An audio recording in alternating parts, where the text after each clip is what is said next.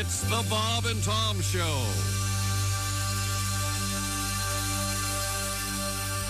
From the people who brought you the sounds of Halloween and the sounds of Christmas. The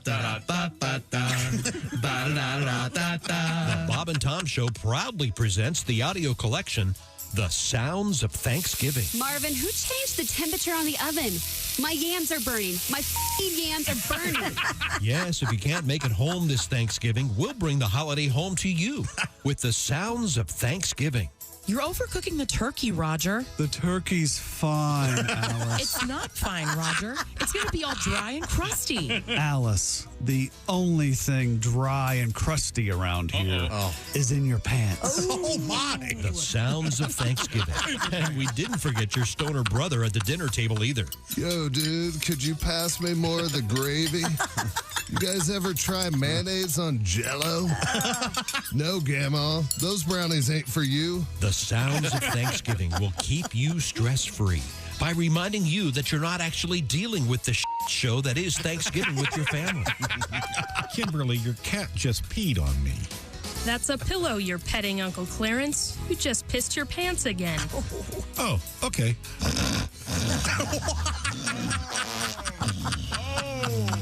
And we didn't forget your drunk, socially awkward teenage nephew, Clayton. If I get the biggest part of the wishbone, I'm going to wish that the girl next door keeps shaving with her curtains open. My mom says it's okay for me to drink bourbon. You ever look at the website Beaver Hunt? I'm thinking about becoming an astronaut. I'm not hungry. I just snorted the last of my Adderall. Hey, who's that hot MILF? Quit staring, Clayton. She's your aunt. Feeling empty and all alone? Get Bob and Tom's The Sounds of Thanksgiving and rest easy, knowing that it could be worse. You could actually be home. Get off my back, Larry. It's not stripping, it's burlesque. You and the horse you rode in on, Mother. And if you order right now, we'll throw in for free The Sounds of Black Friday. Stand back, please.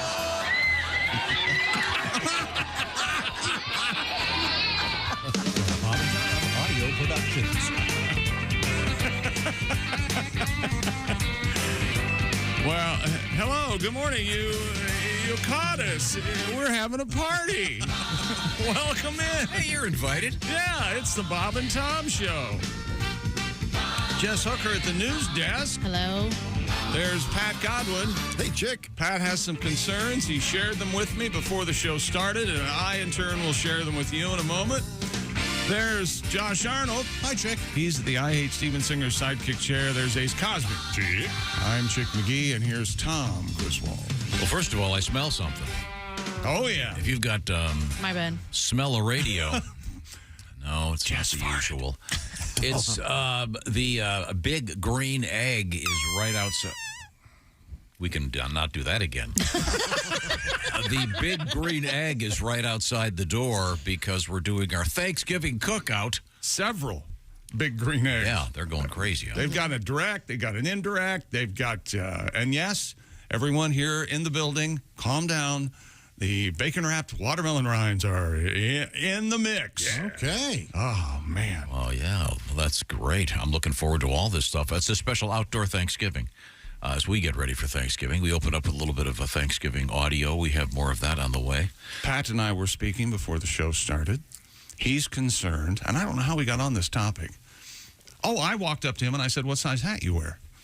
And he says, I'm not sure it's big, and I think my head's getting bigger. He said, I think it is. What's going on? And so I said, "What are you on, steroids or something?" And he said, "No, I don't know what's going on." What's happening, I think, is very simple. He's gotten rid of the crew cut. Yeah. Gotten rid of the hair dye. And so his head looks a little puffier. Plus, he's also losing weight. So his head, in proportion to his body, is in fact larger. And he's wearing a black shirt with a blue background there, so it's sort of making him look like that Wizard of Oz talking head thing. But, yeah. I don't know. I simply think his head's getting larger. I think it is. I need a big hat. Wow. 7 7/8, maybe And bigger 8. T-shirt holes, huh? Yeah.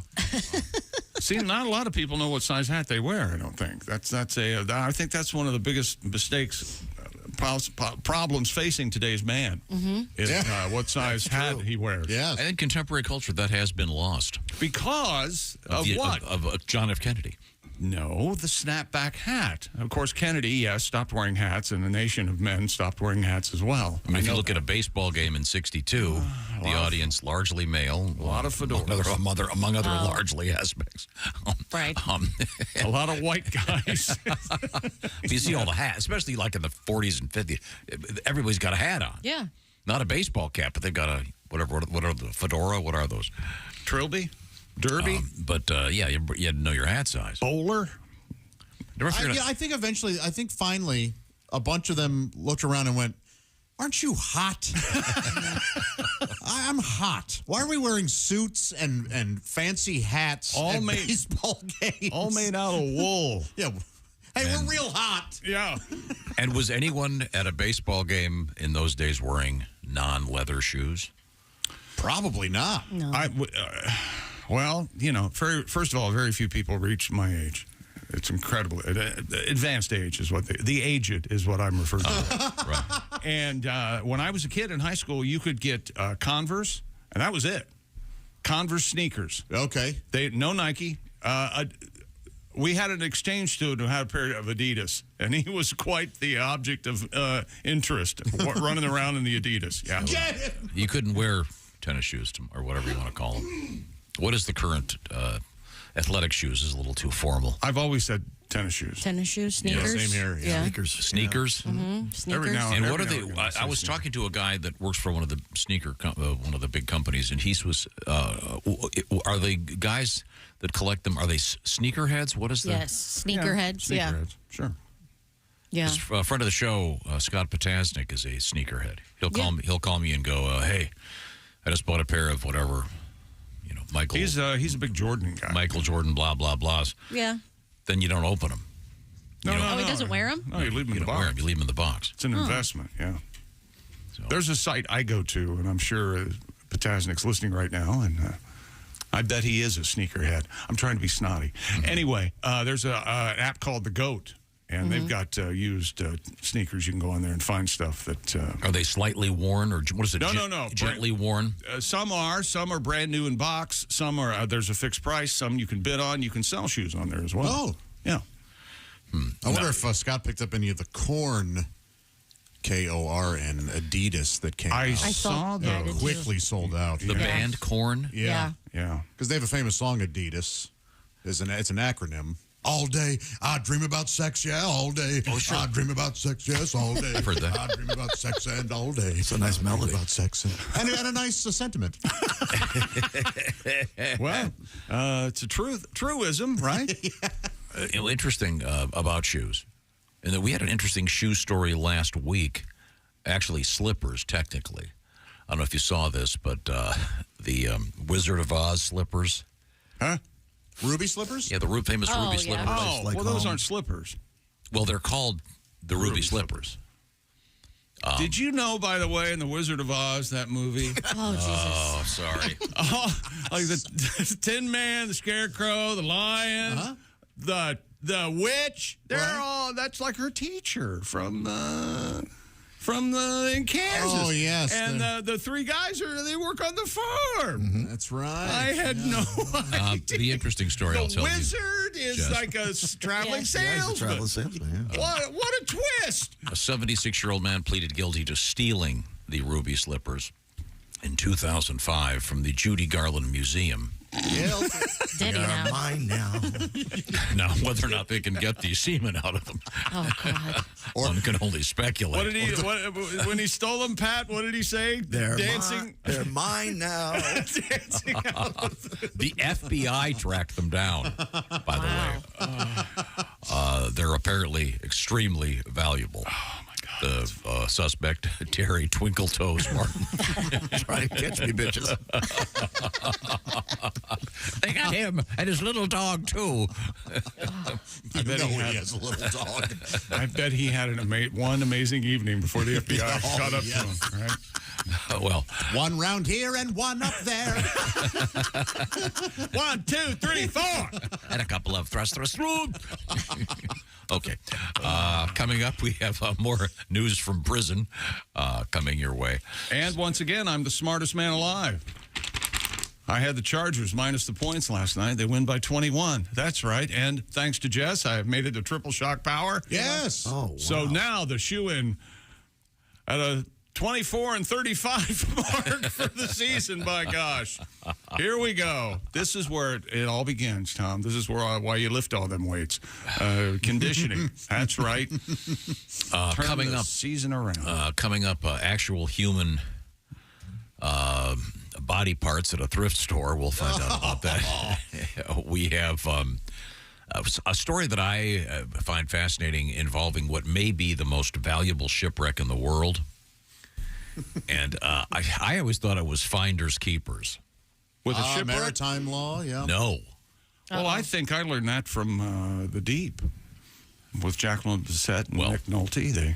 You got to get permission, and you got to buy a permit to dive. And what else did we learn from the deep? The T-shirt. Wear a bra. Yeah. Or that an eel will really... That is a crappy movie. If you want to rent the deep, watch the first, 5 minutes? Or just watch Jaws. Jacqueline Bissett with the T-shirt on, then change the channel.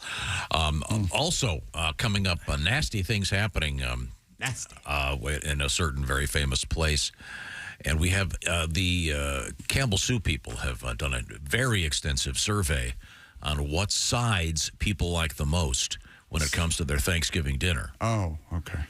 Now, there's another issue what we have, which is timing. I'll just go around the horn here. Asa, what time do you like to eat Thanksgiving dinner? 3 or 4. 3 or 4. That's okay. That's semi-reasonable. Chick McGee? Halftime of the first game. Period. End of story. Okay. So whatever time that is. Miss Hooker? Kickoff at 12:30, so like 2 o'clock. I was going to say between 1 and 2, yeah. Okay, so it's kind of a lunch thing. Yeah. Okay. But usually between 2 and 3. And you guys do it on the Saturday after Thanksgiving? Yes. Boy, oh boy, you open your Christmas packages Christmas Eve, and now you've got this communist Thanksgiving celebration. Oh, we Arnolds are crazy, man. What about you there, Cap? Well, Didn't you get I in trouble one year? Oh, God, yeah, 1 year. We had to drive out to the middle of nowhere, conveniently located next to an airport. It's cut down on the conversation with the jets landing 10 feet over my head.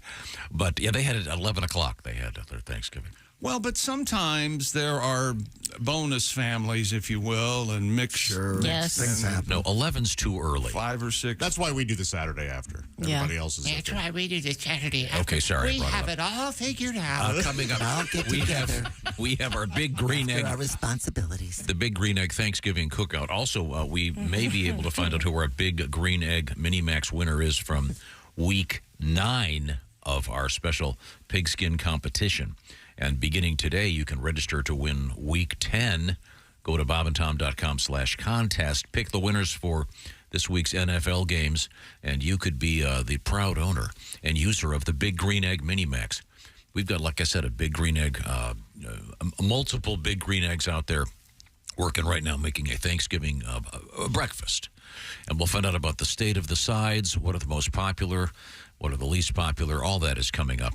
Speaking of great food, we're all super busy right now between, what is it now, basketball games, soccer games, life, everything else. How about not having to go to the grocery store a few times a week and getting some great fresh ingredients for fresh food? That's what HelloFresh is all about, but it's a lot more than that. They don't just get ingredients and randomly send them to you. These are all part of a kit.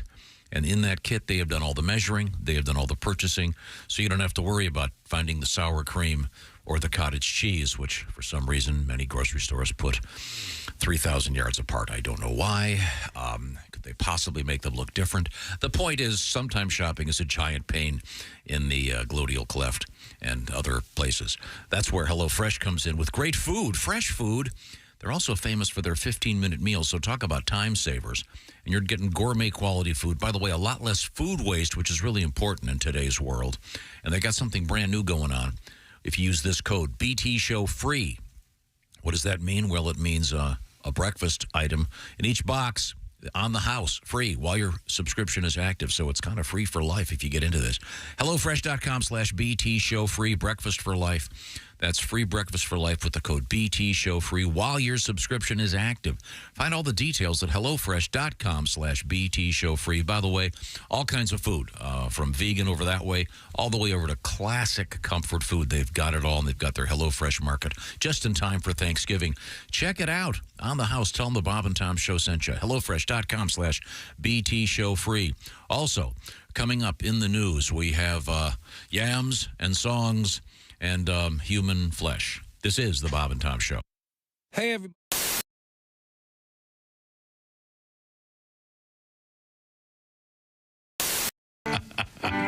This may come as no surprise. This is a song about farming. Farming, okay. Okay. 1, 2.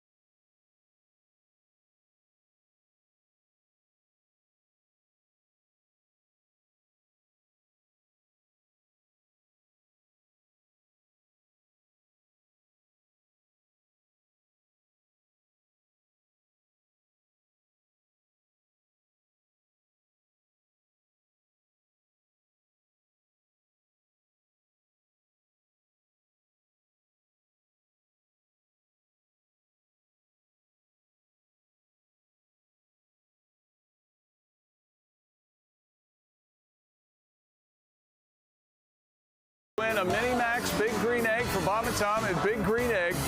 Each week, someone will win a Mini Max Big Green Egg. It's the Bob and Tom Show Pigskin Pick'em, powered by the Big Green Egg. Go to bobandtom.com/contest on the computer. Is that where you go? Are we eligible?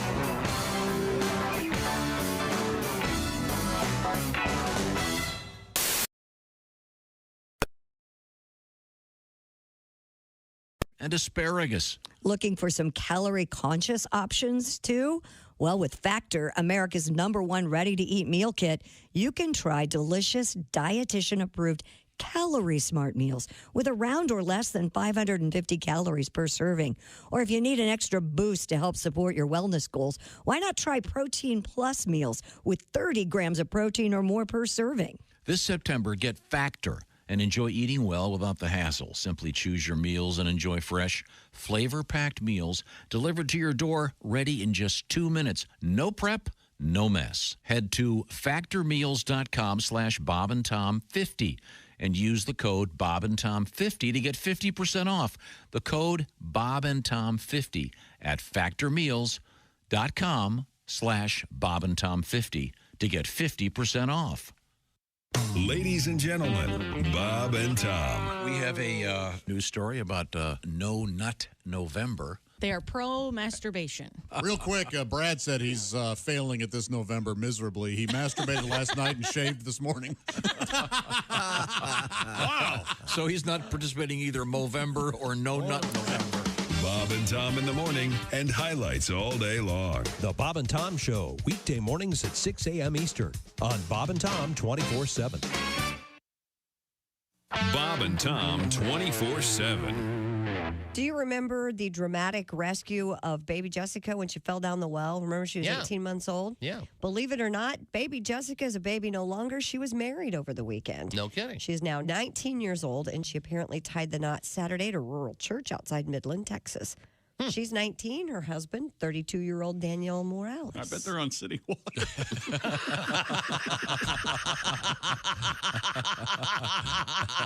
Chick, I forgive you for everything you've ever done.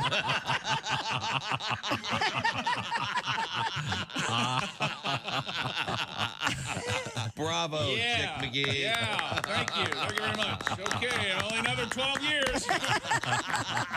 Till the next one. Thank you. Thank you very much. Baby Jessica. Hi, this is Bobcat Goldthwait. You're listening to Bob and Tom Radio. Pizza Hut, apparently, is going to start delivering cold beer along with their food. No kidding. What? They started the testing beer delivery program in Phoenix, Arizona. And it passed with flying colors. Yeah, everyone took it. Yeah. So how do you prove that you're of legal age? The company told Fortune magazine it plans to expand that. I'd like a large pizza, please. And 40 beers. Morning laughter just might be the best medicine. I can hear you, oh no. You're talking out your ass again. Bob and Tom are... Hey, welcome back to the Bob and Tom Show. Congratulations, you've joined us on our Thanksgiving celebration. Hooray! The Big Green Egg Thanksgiving Cookout is today. I'll have stuffing and turkey and potatoes and buns and don't forget the watermelon rind wrap, bacon wrap, all the healthy aspects of watermelon and the healthy aspects of bacon. That's right. Hey, you got a there little is bacon. pizza today, too. What? Huh?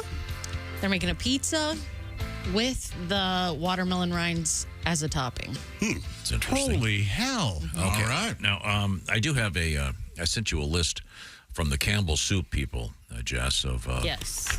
The In sports. state of the sides. Okay, let me just do. Okay, let's just do a real quick survey. You know what we have if we don't have rules? Chaos. Yep, there's no He's order. Right. Anarchy. If we start doing news out of order, what's going to happen? Sure, more people will listen, but my point is... Well, could we just do one story? Chargers beat the Jets last night. Sure, go ahead. Okay, all right.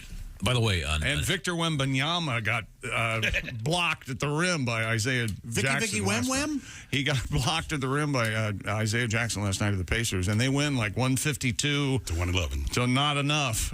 Here's a quick side note to ESPN Sports. Not everyone is a Jets fan. Shut up. God. No, but Greenie's a Jets fan. God, enough already. Yeah. Okay, I'm sorry. I thought it was a little bit of the state of the sides. Should we go around the horn, though? Your favorite side, Josh Arnold? Stuffing. Really? Okay. Yeah. Dressing. Yeah, same. Well, there are many fine stuffings. Your favorite side? I like cream corn, maybe with shaved. Who's this guy? I don't know. I like this guy. God. Just because he was soundly beaten in an off-air argument doesn't mean he has to do that. What are you talking about? I like. It's the only time of the year I like some gravy. I'll have stuffing and gravy. That's what I like. Brown gravy or white gravy? Brown gravy. Okay. Okay. Okay. Oh, like your anus? What? That's right. Okay. Brown, like Ace, my your favorite mac and cheese. Yes, and I was stunned that mac and cheese came in third as the most popular. Mac and cheese on the Thanksgiving table. Jess, your thoughts? I was a hard no for a long time, but now I could see where it's possible. Fancy one, crusty. It's not on mine. It's too filling. It's too starchy. What? If you're going to eat 4 or 5 starches, Thanksgiving's the day to do it, buddy. Yeah. Yep. Get yourself some mashed tabies. Yeah. and make a little pool in the middle of your potatoes and put some macaroni and cheese in there. Oh, yeah. Not bad. Yeah, that's right. Do they have my rutabaga on the list there? No, they don't. What's your favorite? Shut your dirty hole. I love rutabaga. If Campbell's has put this together, green bean casserole has to be pretty close to the top. It's way down there at number 5. Yeah. 5. Well, something number one is with Campbell's cream of mushroom soup. I can guarantee that. No, number one, of course, is mashed potatoes, the most popular side for Thanksgiving in America. Number two, stuffing. Number three, mac and cheese. That's a stunner for me. That's surprising. Yes. Yams/sweet potatoes, number four. I'm a big sweet potato. Doesn't Haywood have a yam song? I like his hand. Yeah, we do have a yam song. I'll get to that in just a second. And the green bean casserole, number five. Now, we'll come back to this news story. There's a bunch of other interesting aspects of side dishes and the way Americans feel about them during Thanksgiving. So we'll come to that a little bit later on. I know you're desperate to get to some sports. What do you got over there? Well, let's see. Darius Davis returns a punt 87 yards for a touchdown. Austin Eckler runs for 2 scores, and Joey Bosa. These nuts. And the Los Angeles Chargers defense shut down Zach and the gang. And it says here the Jets' bumbling offense in the Chargers' 27-6 win last night on Monday Night Football. Justin Herbert, 16 of 30, 136 yards, but became the fastest player in NFL history to 1,500 completions. The Chargers snapped the Jets' 3-game winning skein, and Keenan Allen had 8 catches for 77 yards to reach 10,000 career yards. Jess Hooker. Wow. Yes. Did you pick up on the impression of a famous personality during that last handful of phrases? No. When he mentioned the word Monday Night Football. Monday Night Football. Did you pick up on that? No. You don't know who that is? Good impression. Kennedy. Howard Kennedy. Not a bad guess. John F. Kennedy. Monday Night Football. It's close. Monday Night Football. Monday Night Football did not exist when President Kennedy was alive. She was just going by voice. I mean, Yeah. it was So you're suggesting that his Howard Cosell sounds like John F. I'm Kennedy? saying, given knowing Jess and what she knows of this show and these voices, it wasn't a terrible guess. Wasn't a real bad guess. That's going to be correct. It's either 2 out of 3 John times. Lennon, Kennedy, Freddie and the Dreamers. How about you do a nice Humphrey Bogart? That's right, baby. You do a nice James Stewart. You see that moon? Let me lasso it for you. On Monday Night Football. On Monday night. Jimmy Stewart. Oh, no, Jimmy Stewart was wearing Monday Night Football. President Kennedy had no idea that Monday Night Football was going to What year did it debut? Crazy. 69. Really? And who was the first host was? Howard Cosell, Don Meredith, and Keith Jackson was play-by-play back in the good Jackson. days. Wow. Monday Night Mayhem Thrust Frank Gifford onto the American a good public. movie about that. Did you ever think? see that with John Turturro as Cosell? And it's pretty good. No kidding. Yeah. Well, now in order to change the subject, we were just being honest now. We were talking about the Campbell Soup Company and their state of the sides, and back to that for Thanksgiving. Well, no, this is your request. You wanted to hear the yams song. Yes, I did. It's a very short one. It is. It's from Mr. Haywood Banks, and here it is.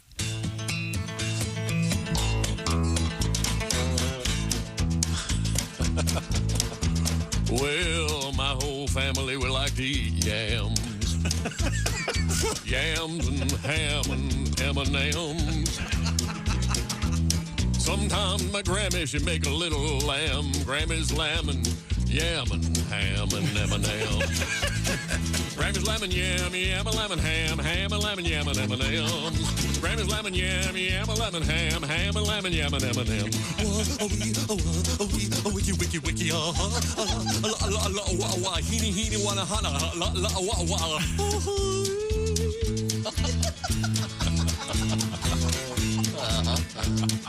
Well, my Uncle Danny likes to make clams, clams and Grammy's lamb and yam and ham and M&M's. Sing along if you know it. How about some Spam? They love it in Hawaii. Sometimes he'll throw in a dab of jam, and Danny's clams and Grammy's lamb and yam and ham and M&M's. A dab of jam and clam, yam, lamb and ham and jam and yam and M&M's. Lamb and yam and ham and clam and lamb, yam and jam and lamb and M&M's.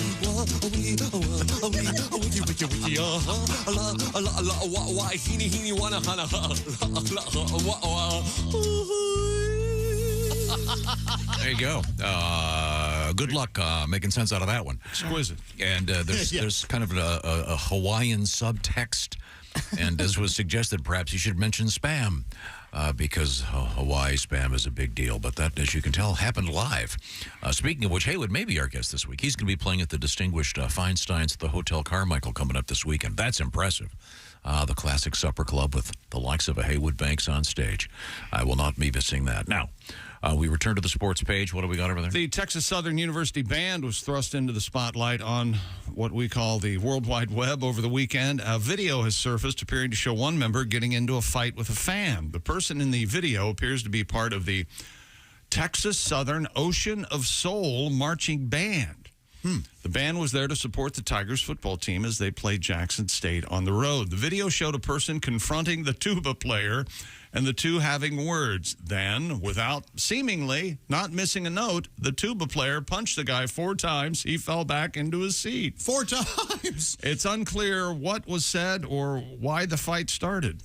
But I'm going to try to show you guys this.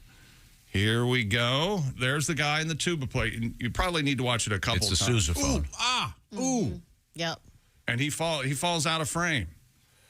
I mean, he gets punched in the face 4 times, like you said. I mean, it appears that the tuba player is they're playing something. You can tell. Right, yeah. And the guy's harassing him. Bam, bam, bam. It doesn't make sense. No. That the guy would stand there and take all 4 punches. Yeah. I think he was, I'm guessing, A, drunk, and B, shell-shocked after the first 2? Or? He didn't expect it, and then, just shocked. It's awesome. I'm betting he deserved it. Yeah. No, he looks like he does. Yeah, absolutely. The way he's just... And I got the fact that the guy takes the sousaphone, kind of moves to his left, punches the guy, and then moves back and keeps playing. Yeah. That's a trooper. So that's you're making the you're drawing that line. You're dying on that hill. Not dying on it. Just I'd like a few more facts. But if I'm in the jury, hey, you deserved it. No. You're that's a sousaphone, not a tuba. That's correct. Yeah. I would think 80% of people would call that a tuba. Well, they'd be wrong. Well, there's nothing wrong with that. Yes, there is. There's a lot of wrong with being wrong. Most of contemporary culture is wrong. So the tuba is the smaller. Oh. There he goes. Bam. Yeah, really something. I said this the other day. A sousaphone, the bell faces forward. The bell faces forward. Well, I mean, it's a simple distinction that any moron would pick up on. But if you insist on calling it a tuba, bask in your ignorance. Well, I want to say hello to all the great band directors out there and all the great folks in marching bands and pep bands having fun. I think it's one of the great things about the college football season and the basketball season, having those bands there. I wonder when the last time they showed a halftime band. Well, with the exception of the Ohio State band because they dot the I and all that stuff. But I was just at an NFL game. They had they had the Purdue band, the great Purdue band was there. It was really cool. Oh yeah, they are great. I saw an NBA game the other night. The Frisbee Dog was there at the NBA game. I've never seen one indoors before. You like bands? The Thanksgiving Day parade's coming up, which should be called Too Many Bands. Too many bands. No. How about 3 high schools from around the country? That's fine. How about 4? East, that's West, North, really and nice South. of you. That is good. Nice of you to take the dream away from all those high school kids who get a trip. Well, maybe when you were bigger, huh? When you were in the what was it, the Flamingo Show Choir in your pink bell bottoms. Premiere. How many of your little groups would go to the conventions? Making your own ruby slippers? If you remember correctly, we performed at the United Nations. Thank you very much. Wasn't that a great honor? No. I hated it. We all know what's wrong with the Thanksgiving Day parade. It's the Broadway plays they're shoving in the middle of them. Those are bad, too. And they're lip syncing. I agree. Bad. It should be just balloons. Just That's balloons. how I just want to see Garfield and SpongeBob and Stewie Griffin. Hanging into buildings. Yes. Okay, now there's Frank Langella from Phantom. No! Oh no, if it was Frank Langella, I'd want to. I love Frank Langella. He's one of my favorites. Speaking of too much, we're getting too many mails like this. Yeah. Too many mails? Yeah. I mean, I don't know how many fake email addresses. I can leave if you need different. How many fake email addresses? I want a mail, man. Nobody Josh, gets more mail than I am. How many fake email addresses Josh could put together? Let's see. Dear Bob and Tom Show, this is from Robbie. You killed it, Josh. Laughed my ass off. Thank you. This is Robbie from Michigan, Utah. Is that right? Appreciate it. Utah. Getting ready for the ski season. Oh, I can barely wait. You're pretentious. Knows no pretentious. The mountains are there for one purpose. God, obviously, a skier. Let's see now. This is from Mr. Rodriguez. I listened to Half Fat by Josh Arnold this weekend. I almost urinated in my pants from laughing. Well, thank you. Come on. His live show is incredible. Thanks. Thank you. Means a lot. That comes to us from the great state of Arizona. I sure appreciate it. Currently not. They don't switch to daylight time, right? I don't know. Isn't that correct? Aren't they the one? Arizona, Hawaii. Yeah, I know think all that's those instruments. There's a tubas. That's all I know. It's unbelievable. No, I think you'd be like most Americans, bask in your ignorance. You know, some of don't change your mind when presented with facts. Are made up of Americans. You know that, right? That's fine. If they think that's a tuba, that's great. Tuba goes backwards, right? Is that what you're saying? Tuba goes straight up. Straight up. Yeah, and that's really? yeah, Catches a lot of rain, though. John Phillips. John Phillips Sousa realized, for the purposes of an outdoor marching band, maybe have the audience able to hear the music. You're right. Simple adjustment. Can you imagine what a simple adjustment would take to bend the bell front ways? Well, Good Lord. I think the idea itself is simple. I think Pat's observation that go straight up, it catches a lot of rain that way. It's very valid. It's a drizzly day. Yeah, now the famous tuba joke at the party, right? I do.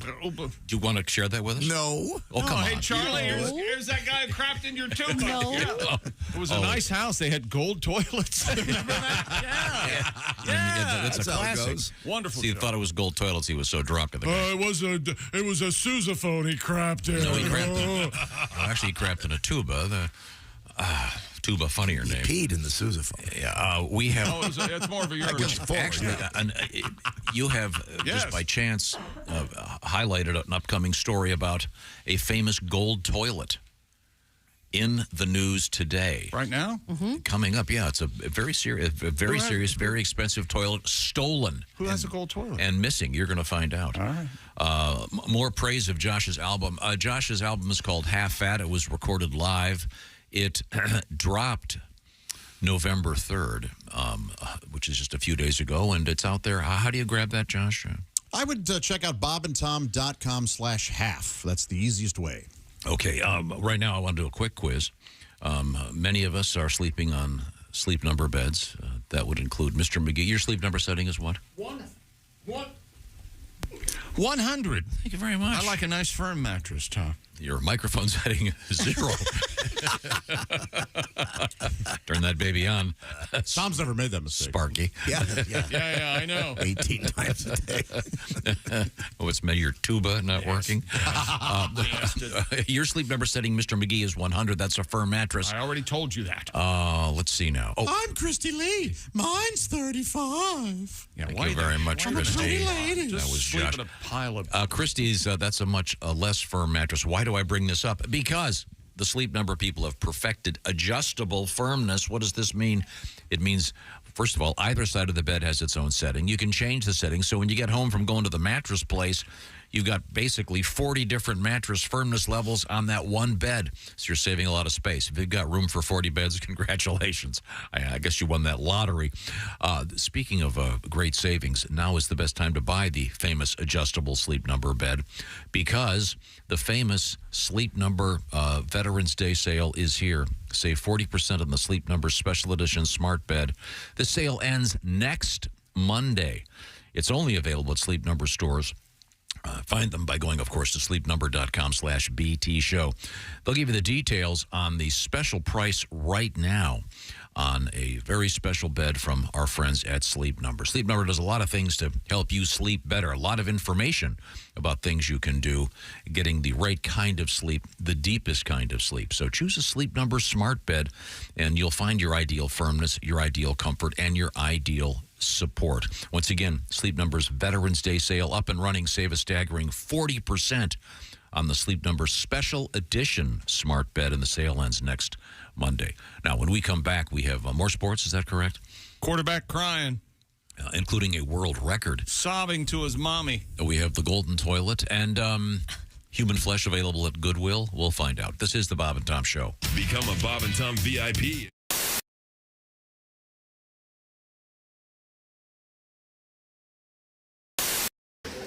I do like porn, but I'm going to ask you guys a favor. We get a lot of emails sent to the show. You can stop sending me porn clips, okay? Thanks, but no thanks. I appreciate it, but I'll be honest, I want to find my own porn, okay? T-Rex doesn't want to be fed. T-Rex wants to hunt. That's...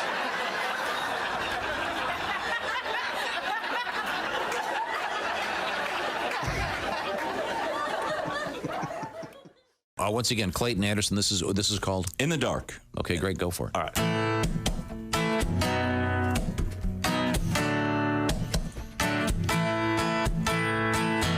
My baby's got a little secret. She knows I know how to keep it. Ain't trying to tell nobody. She likes it a little bit naughty. She don't mind giving up those kisses. That ain't nobody's business. She's down anytime as long as I keep it in the dark. With her lights down low, nothing but her high heels, talking about a smoke show. She got my number, we keep it undercover. She only lets me love her in the dark. She only lets me love her in the dark. Yeah, she only lets me love her in the dark. Might sound scandalous, but that's how I handle it. Cause I know she's mine on mine, just as long as I keep it in the dark. With her lights down low, nothing but her high heels, talking about a smoke show. She got my number, we keep it undercover. She only lets me love her in the dark. Hey! This is Pat's solo time right here. This is me on the guitar, thank you. So I don't even know. Every guy wanna take her home. That ain't what's going on. No, no, no. She's right here by my side, going home with me tonight. Yeah, yeah, yeah. She likes to keep it in the dark, with her lights down low, nothing but her high heels, talking about a smoke show. She got my number, we keep it undercover. She only lets me love her in the dark, with her lights down low, nothing but her high heels, talking about a smoke show. She got my number, we keep it undercover. She only lets me love her in the dark. Yes, sir. Wow. How good is that? Back down to Bedford. Clayton Anderson, that's great. That's a hit. Really cool. Yes. That song is a hit. Hey, Josh Arnold here from the Bob and Tom Show. Do you know where squeaky, fresh cheese curds come from? Well, yeah, it comes from a cow's teeth. Everybody knows that. No, they come from Gardner's Wisconsin cheese. Well, yeah, but before that, it was in a cow's teeth. God, is that you bleeping me? This is why Gardner's Wisconsin cheese is different. Their cheese curds are made fresh in the morning and delivered to your doorstep in about 48 hours nationwide. The freshest curds outside the walls of the creamery, I say. Wow. We've got fresh curds, but we couldn't get them to you for about a month by buggy. You gotta try their oven-baked cheese. It arrives at your doorstep pre-baked. You just heat it and eat it. Grill it, skill it, air fry it. Oh, we're not allowed to have air fryers. We'd burn in hell for that.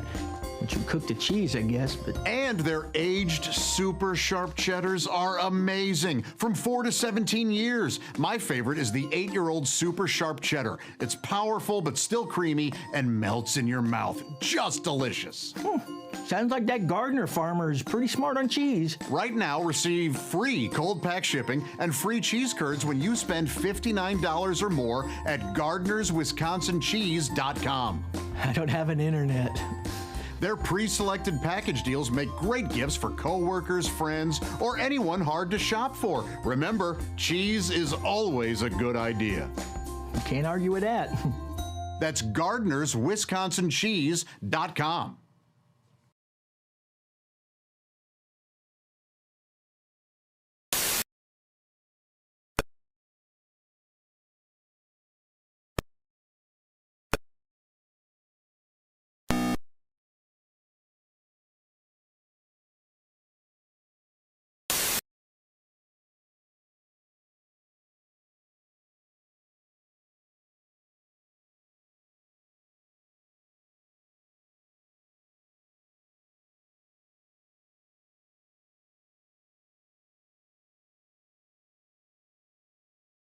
I have so many souvenirs, it's hard to list them all. I have piston pants. I have piston shorts. I have piston beer mugs. Sometimes people don't even notice. I have piston ashtrays. I have piston shoes. I have piston basketballs. When I dribble, they do too. Comedian Alan Havey joins us. What else is on your mind? What are you talking about these days? Oh, my girlfriend wants to have kids now, and I don't want kids. You know, kids are spoiled today. I don't know what happened. I guess children had a major coup about 12 years ago. Spoiled little bastards. When a kid's bad, what do they tell them now? No, time out. Time out. What the hell is that? Time out. Yeah, I had time out when I was a kid. I'd wake up and go, what happened?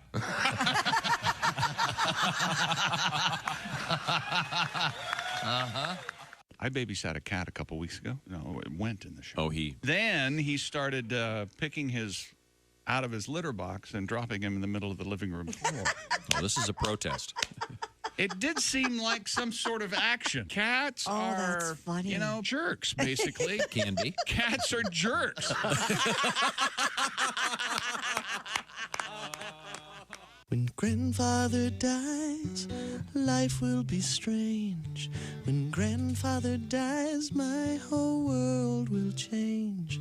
When grandfather dies, I'll scream and I'll yell, 'cause I'll be rich as hell. And then I figured I didn't need to write anymore. Bob, and listen right now. Hi, welcome back to the Bob and Tom Show. Talking about tubas and sousaphones and the differences and how stupid people are. I have an email. Go right ahead. Very simple. Go right ahead. Chick. Yes. A sousaphone is a marching tuba with the bell facing forward, whereas a tuba is for concerts and symphonies with the bell that goes up. Learn something. Ooh, a little disdain for the chickster. I have a rebuttal. Tom, tubas can also be bell forward, it says. Sousaphones were designed to be carried on the shoulders specifically for marching band. I just said that. You tool. I just said that. Tubas can also face forward. Okay. Like your sousaphone. I'm just saying. Well, regardless, this is important work we're doing. This is all because of what happened at an event. Somebody in a marching band up in the stands was being heckled by someone like a foot away from the tuba player. Do you think they were arguing about whether or not it was a tuba or a sousaphone? I bet it was. They could have been. Hey, nice playing that tuba. It's a sousaphone. It was a pep band. They were in the stands. They were clearly playing. It wasn't a pep band. It was a marching band in the stands. They're called a pep band when they're in the stands, by definition. As Pat Godwin pointed out, the reason they have the marching bands have the tuba that way is because if it's raining, I would just collect water.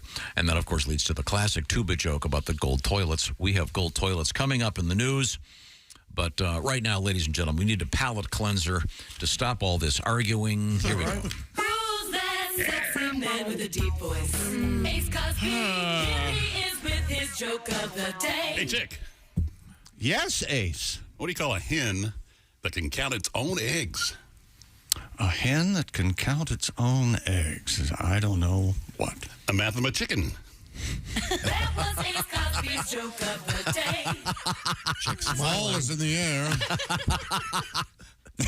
That means it's the Omaha Steaks semi-annual sale. 50% off at omahasteaks.com. It's the perfect time to grab all your fall grilling favorites, like that wonderful air-chilled chicken breast. Maybe you'll get a mathema-chicken in your... Plus, when you use our code BTS at checkout, you'll get an additional $30 off your order. Minimum order may be required. omahasteaks.com. Oh, delicious. Now, we have a bunch of other cool stuff coming up today in the news, including a GIMP suit. A GIMP suit? We have a skull in the news. We have, this is fascinating. We actually have the definitive list list from the U.S. Consumer Product Safety Commission of things that were stuck in rectums in the last year. Well, you know what? Let's just not even just go to that story. Because you're not going to be Get it over with. You're not going to be the same until we talk about that. But also, we have, once again, our source on this, the U.S. Consumer Product Safety Commission. Know that your tax dollars are out there finding out, for example, things caught in noses had to be removed in emergency rooms include, get ready to go, a fishing lure. Ouch. That's painful. Where was that? In the butt? No, in the nose. Can you imagine how much that hurt getting out? Yikes. A lot of cartilage. How many times on your fishing trips with your brother have you each other caught someone with a hook? I honestly can count it on one hand. No kidding. And it's miraculous that it's not more than that. Yeah. Yeah. So, and only one hospital trip so far. Wow. I think my grandfather took me fishing one time, and I caught him in the back of the neck. Oh, I remember very uncomfortable. Just get in the car. Yeah. Also coming up, things stuck in throats. But pop. Can we concentrate on the now? No. Okay. Stuck in the throats coming up, including cigarettes. Oh. Huh. Can you imagine that? No. You inhaled too hard. Yeah. You must really like that Marlboro there, Ted. Okay. I'm sorry. Back to the sports page. What have you got? Chicago Cubs have hired a new manager away from the Milwaukee Brewers. Craig Counsell is now the coach, skip of the Cubs, firing David Ross. The 53-year-old Counsell became the major's highest-paid manager. 5-year contract worth $40 million. Big upset last night in college hoops. Terrence Edwards had 24 points. Raekwon Horton had made a three-pointer with 8.6 seconds left in overtime. And James Madison beat number 4 Michigan State at East Lansing last night, 79-76. All the other top 25 teams won as expected. And a pair of Philadelphia Eagles super fans, it says here, showed their love for the team. Just write a-holes. And each other. Hey. Oh, yes. By getting their dumbasses married at a tailgate party before the game this past Sunday Wasn't against that the nice? Cowboys. Oh, I bet they had a ball. Oh, You know they just had a great time. I wonder if anybody dressed in a Cowboy jersey was allowed in. I would hope not. Brooke and Rob Rittner were dressed in Eagles jerseys with Mr. Rittner and Mrs. Rittner on the back of their jersey. Oh, it sounds like this story's really captured your heart. So romantic. So romantic. They tied the knot at a tailgate party outside. They call it the Link. Lincoln Financial Field. Did you see the photographs? No. It was in Philadelphia. They didn't throw rice. They threw full beer cans at it. That's a tradition. Double A batteries. That's a tough town. You're supposed to drink the beer before you heave it at the groom. They booed Santa Claus. Well, can you imagine the expense of that open bar? Well, what's your policy on weddings if they have an open bar versus non-open bar? I think you should have an open bar with at least beer and wine. Maybe if you're on a tight budget, you can charge for hard alcohol. I don't know. Compromise. Yeah. My philosophy is if I go to a wedding and there's no open bar, I get to flip at least one table. I think it's reflected in the gift. I plainly remember, and he won't like me mentioning this, but I was at Tom's wedding where there was an open bar, and we were all standing around asking the bartender what was the most expensive shot you had. And I forgot what he gave us, but I was there. We did 30 of us doing a shot of that. Well, here's a surprise. I had to pay for it. Napoleon's... I was paying for my own wedding, and those guys slipped the guy some money, reopened the bar. Yeah. Who told you that? Mark. How did you find that? Mark. He's a rat. What a He's rat. a snitch. The whole world's rat. He slips the guy $50. It cost me $1,000. I think, I'm almost certain of this. Mark told you that happened. I think it was Mark's idea that we get the bar reopened. Of course. Well, he's a double agent. Yeah, he is. Working both sides. We had some kind of Napoleon's brandy out of Josephine's butt or something. I don't know what it was. Mark had Napoleon brandy. Who's Josephine? Napoleon's squeeze, right? Napoleon and Josephine, right? Yes. I didn't know that. Coming up in She likes short guys. Coming in sports, we have the end of sports and a special tribute to Chick McGee, sportscaster, coming up. Huh? It's very exciting. By request. And also, I forgot to mention, it's our big Green Egg Thanksgiving cookout. The fellas are outside right now. Let's eat! Doing up all kinds of Thanksgiving stuff in the big green eggs. We'll tell you all about that when we return. This is the Bob and Tom Show. This is the Bob and Tom Show. Text us at 888-262-8.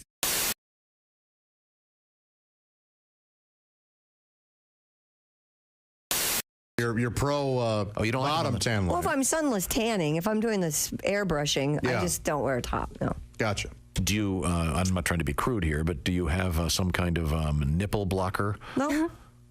So then it just becomes kind of one shade. Yep. Do you lift the boobs halfway through to get the underbelly? I don't really have a lot of underbelly. Oh, okay. Do they have like a clothesline where you can pin them up? Wow. I'm quite proud of my boobs. They look You should be. nice. They do look Thank good. you. Yeah. I think But even the nicest boobs have the underbelly. Chick's getting a car. He left. I don't have much of one. I'm very It's literally just water. Mouth it. Mouth it? Has that been throwing you guys off? Like, I've been told that when I drink out of bottles that I really, like, wrap my whole mouth around them or whatever. And I'll be honest, I have no idea what people are talking about.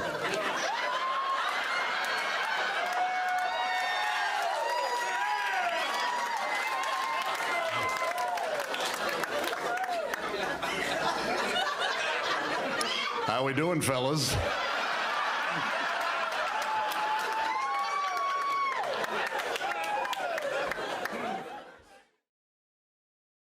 My favorite news story of the year today. Yogi in disguise. Christy, can I just read you the headline? Because this really is mostly about you. I know exactly where you're going with this. I You know know what exactly what story. It involves bass players. That's all he's going to have Yes, to it say. involves a scientific study of bass players. Yes. And this is the greatest story. The over-under on musicians Christie's dated, I'm going to go 12. Dated? Dated. Oh, by dated, he's, it's kind of a veil. No, one date. Not necessarily. Plus, Ace is back there giggling. Over, under, 12? Over, under 12. Should I take the over? No, now I have to Just think first about date. it. Yeah, think about it. I have to think Put about pen to paper. But bass players in the news in a very What do you positive define way. as dating? Watch my. Oh, you see this finger? Don't do that. No, that's not a date. That's not a Wait, date. so we're not talking bedded? That's not a date. Thank you, Josh. No, we're not talking Dated. bedded. I'll say so. An intimate encounter in the back of a car is not a date. I'm going to say no. And I'm I've going to never say had that, to be honest with you. you rode somewhere. Hang on a second. In the car with him, and he was driving. Okay. That's a date. You have never had any kind of an intimate encounter in an automobile or a truck? Not in the back seat.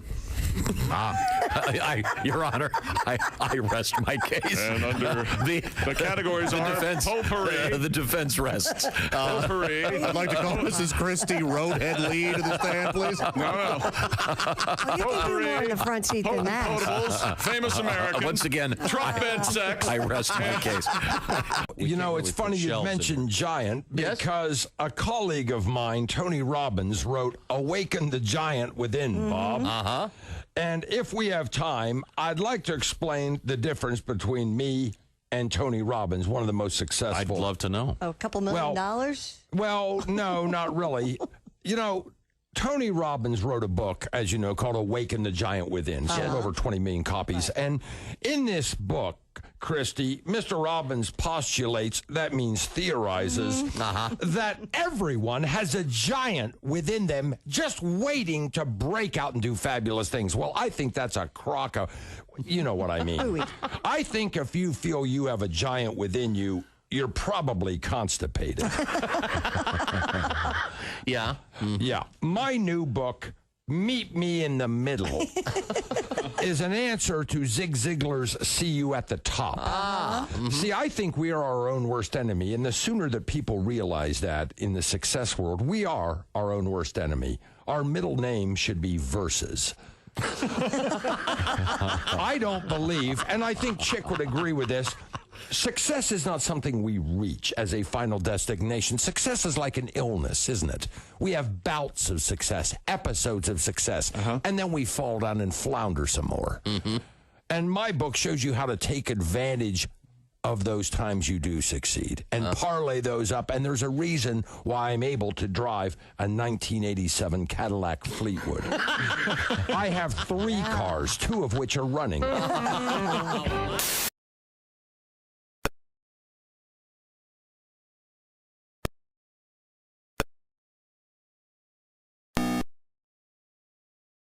To Bob and Tom Radio.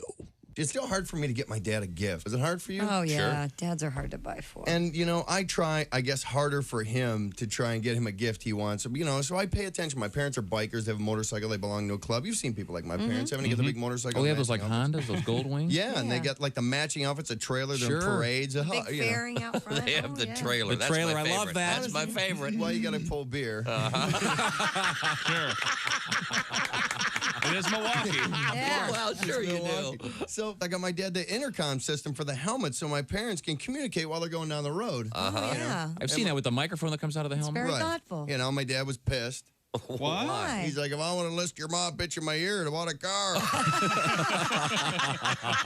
the hell's the matter with you? You think I've been driving around in the rain for the last 30 years for nothing? Mike Birbiglia is our guest. Are you dating anyone? Do you have a... I realize what I need to find is a woman who loves me for my money, but doesn't understand math. I know this girl, and she wasn't too bright. She wasn't like book smart. She was like magazine smart or butter label smart. I went out with this girl middle of the date. I swear to God. And she goes, "You know what turns me on?" I go, "What?" And she said, "Black guys." which I really found discouraging because I've been mistaken for a lot of things in my life, but I've never had anyone be like, "You're black, right?" No, I'm Olive Garden Italian. So, Mark, you're a single guy.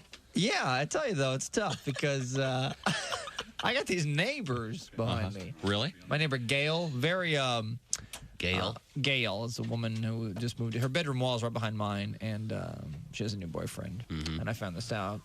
His name is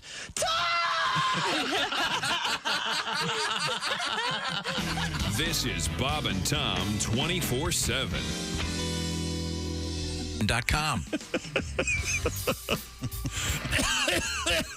Welcome back to the Bob and Tom Show. 6 minutes you had to cough. What a mess. There's Jess Hooker at the news desk. There's Pat Godwin in the performance room. Hello. Pat, special request coming up. Josh Arnold at the I Hate Steven Singer's sidekick chair. You have to shut up. There's Ace Cosby. I'm Chick McGee. Tom will join us in a moment. But first, dear goof-offs, we were talking about Josh and fishing with his brothers. And I wondered how many times they'd caught each other with a hook. Yes. Well, that sparked something on the internet, and the emails are rolling in. Dear goof-offs, my brother-in-law, Mike, his brother Jim, and their dad were fishing one day. I'm already lost in the story. Around 50 years ago, Jim went to cast, and the hook caught in their dad's eye. Oh. Yes, he lost the eye. Oh, Who gave that to you? ... Love the show. It was 50 years ago. Get over it. That's so rough. That was from Dino in Bondurant, Iowa. Salute. Boy, I feel bad when I have to maneuver a hook out of a fish's eye. I can't imagine doing it with my father-in-law. Yeah. Save the lure. Save the lure. Snap. Man. When's the last time you went fishing? You don't hit me as much of a fisherman over there. I've gone fishing. I know you've had a shore lunch, but when you haven't been, you didn't go fishing this year or last year. Yeah, I did. You did? Yeah. This year? Yeah. My little girl, one of my little girls loves fishing. Oh, cool. So it's fun. Now we have to check in. I think we got everything ready. We're doing our big green egg Thanksgiving cookout, and we're going to try to get the camera. There we go. We're looking at the video from outside the door here of the cookout right now, and I believe we have the boys, Mark and Tom, on the microphones. There we go. They're the new morning show. Mark Sine has joined us. Yes. He is the Big Green Egg man. And we, of course, are giving away Big Green Egg every week with our NFL picks. What do you got cooking over there? Well, that's the Mini Max with the egg mates on it. You can see those are Tommy's famous pickled watermelon rinds wrapped in bacon, especially for you guys here. Yummy, yeah. Not actually holiday themed, but they're fantastic. Mm-hmm. Also, the turkey tenderloin. Tommy, you went down to the Ode Meat Locker? Yes. And you got Thomas' favorite turkey tenderloins. Sure did. Yeah, I didn't know there was such a thing as a turkey tenderloin. Oh, yeah. Oh, yeah. What part of turkeys have tenderloins? How do you think they walk around? Come on. I mean, I'm familiar with beef tenderloin, which is God's gift to meat. But the turkey tenderloin, you made it last year. It was amazing. Yeah. Very tender. It's kind of tough to do a whole turkey here, showing up, at 4 o'clock in the morning. But the turkey tenderloin is a great representation of a lean cut of turkey that you can cook to perfection on the Big Green Egg, because the Big Green Egg, it's all about heat retention and moisture retention. So you guys are going to sample this in a little bit, and you're going to see it's tender as all get out, never dry. Turkey's never dry in the Big Green Egg. That sounds like a novel. Turkeys never dry. John Green goes on the farm with a bird. Well, thanks, fellas. We're looking forward to having a snack here in just a few minutes, and we highly recommend, of course, the Big Green Egg, the Rolls-Royce of cooking devices. Yes, I understand Rolls-Royce now is calling their jet engines the Big Green Eggs. Big Green Eggs are rocket ships. We have a Big Green Egg that we're giving away every week, the Big Green Egg Mini Max. Go to bobandtom.com/contest. Make your picks for this weekend's NFL games. It's that simple. And right now, Pat, we're going to switch gears here. We're talking about the NFL. I have a very unusual request, and this involves baseball. This is Zach from Texas. I like Zach already. First line. This is Zach from Texas. Some call it the Michigan of the South. Will this get my email read? There we go. You guys talked about Derek Jeter wearing a gold thong to get him out of a slump.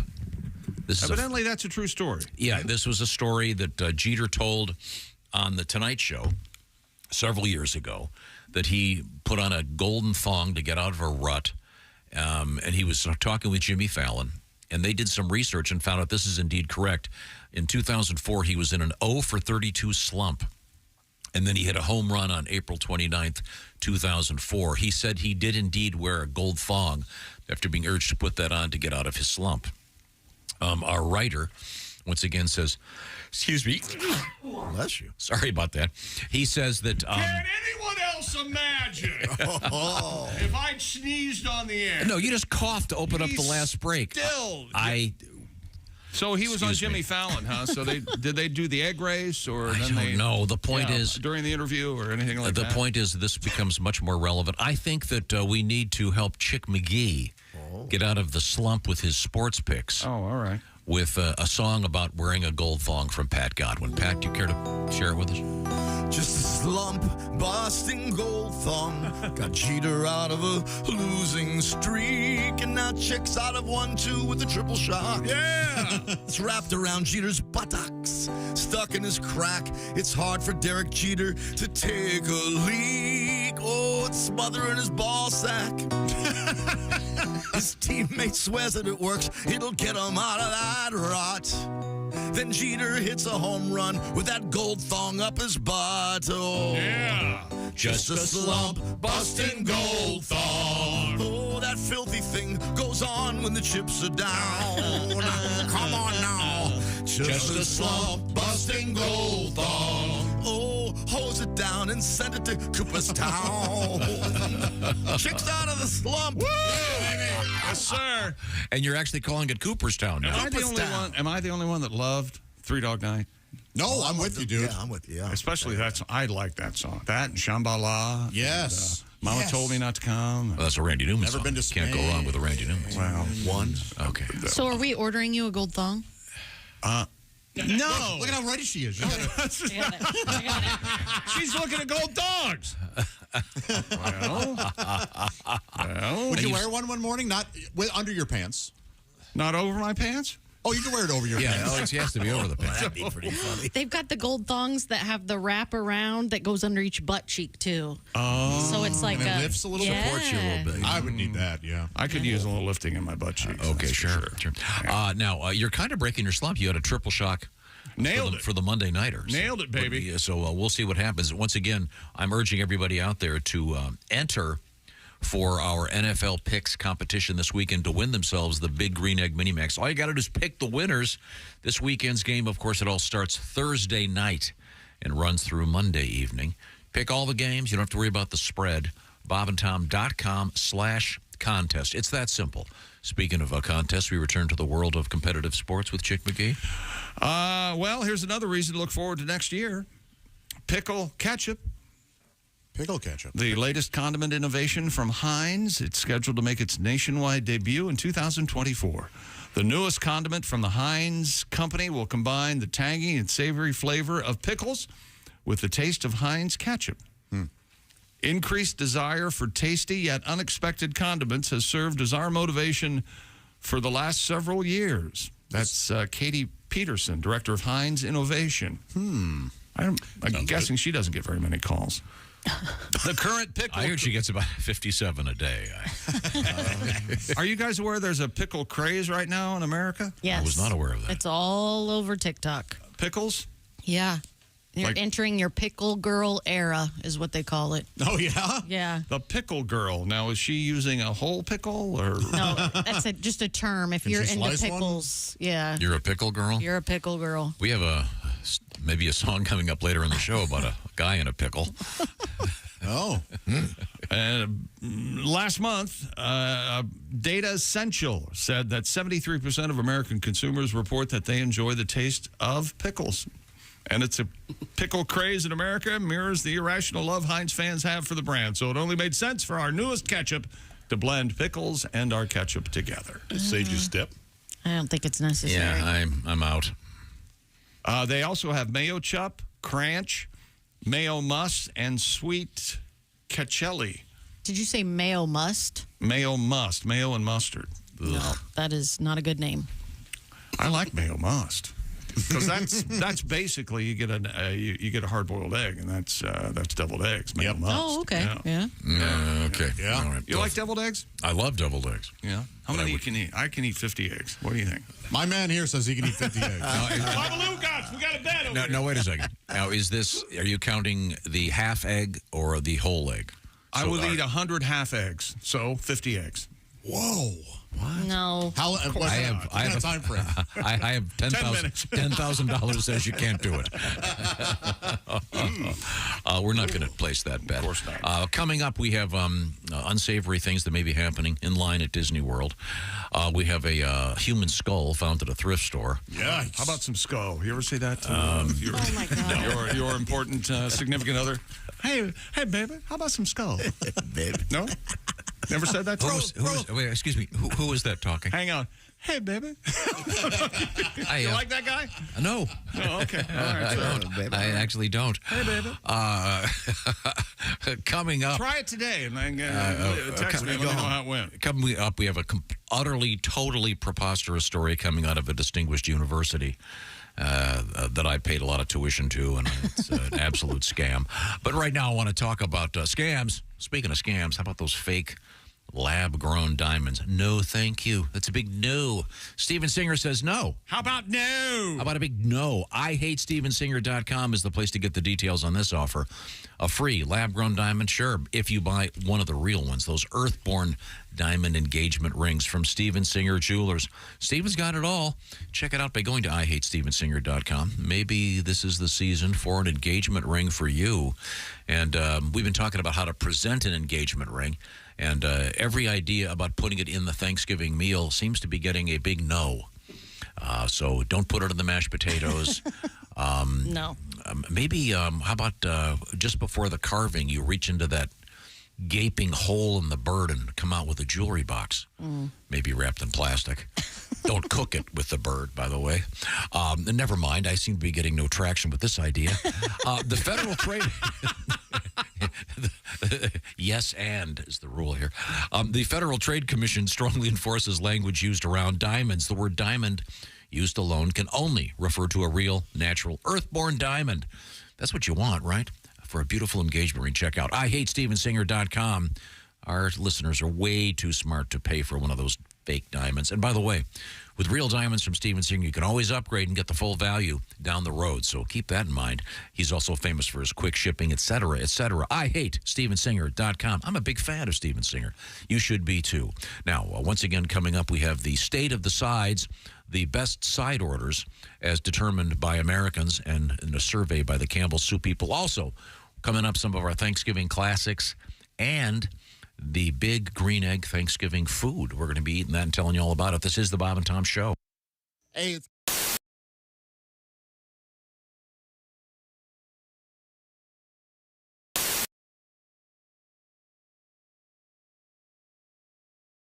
I think you're supposed to put it in. It's a concept.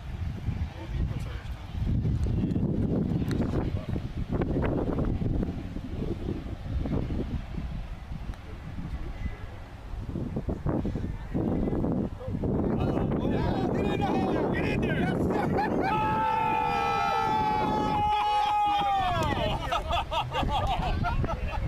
Unbelievable!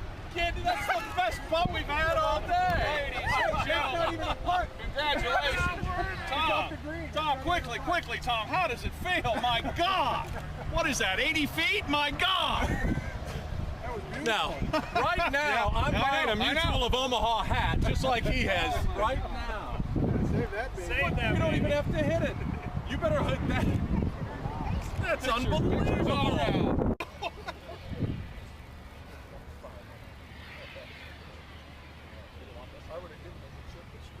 No, give me. You don't have to put the ball right on the marker.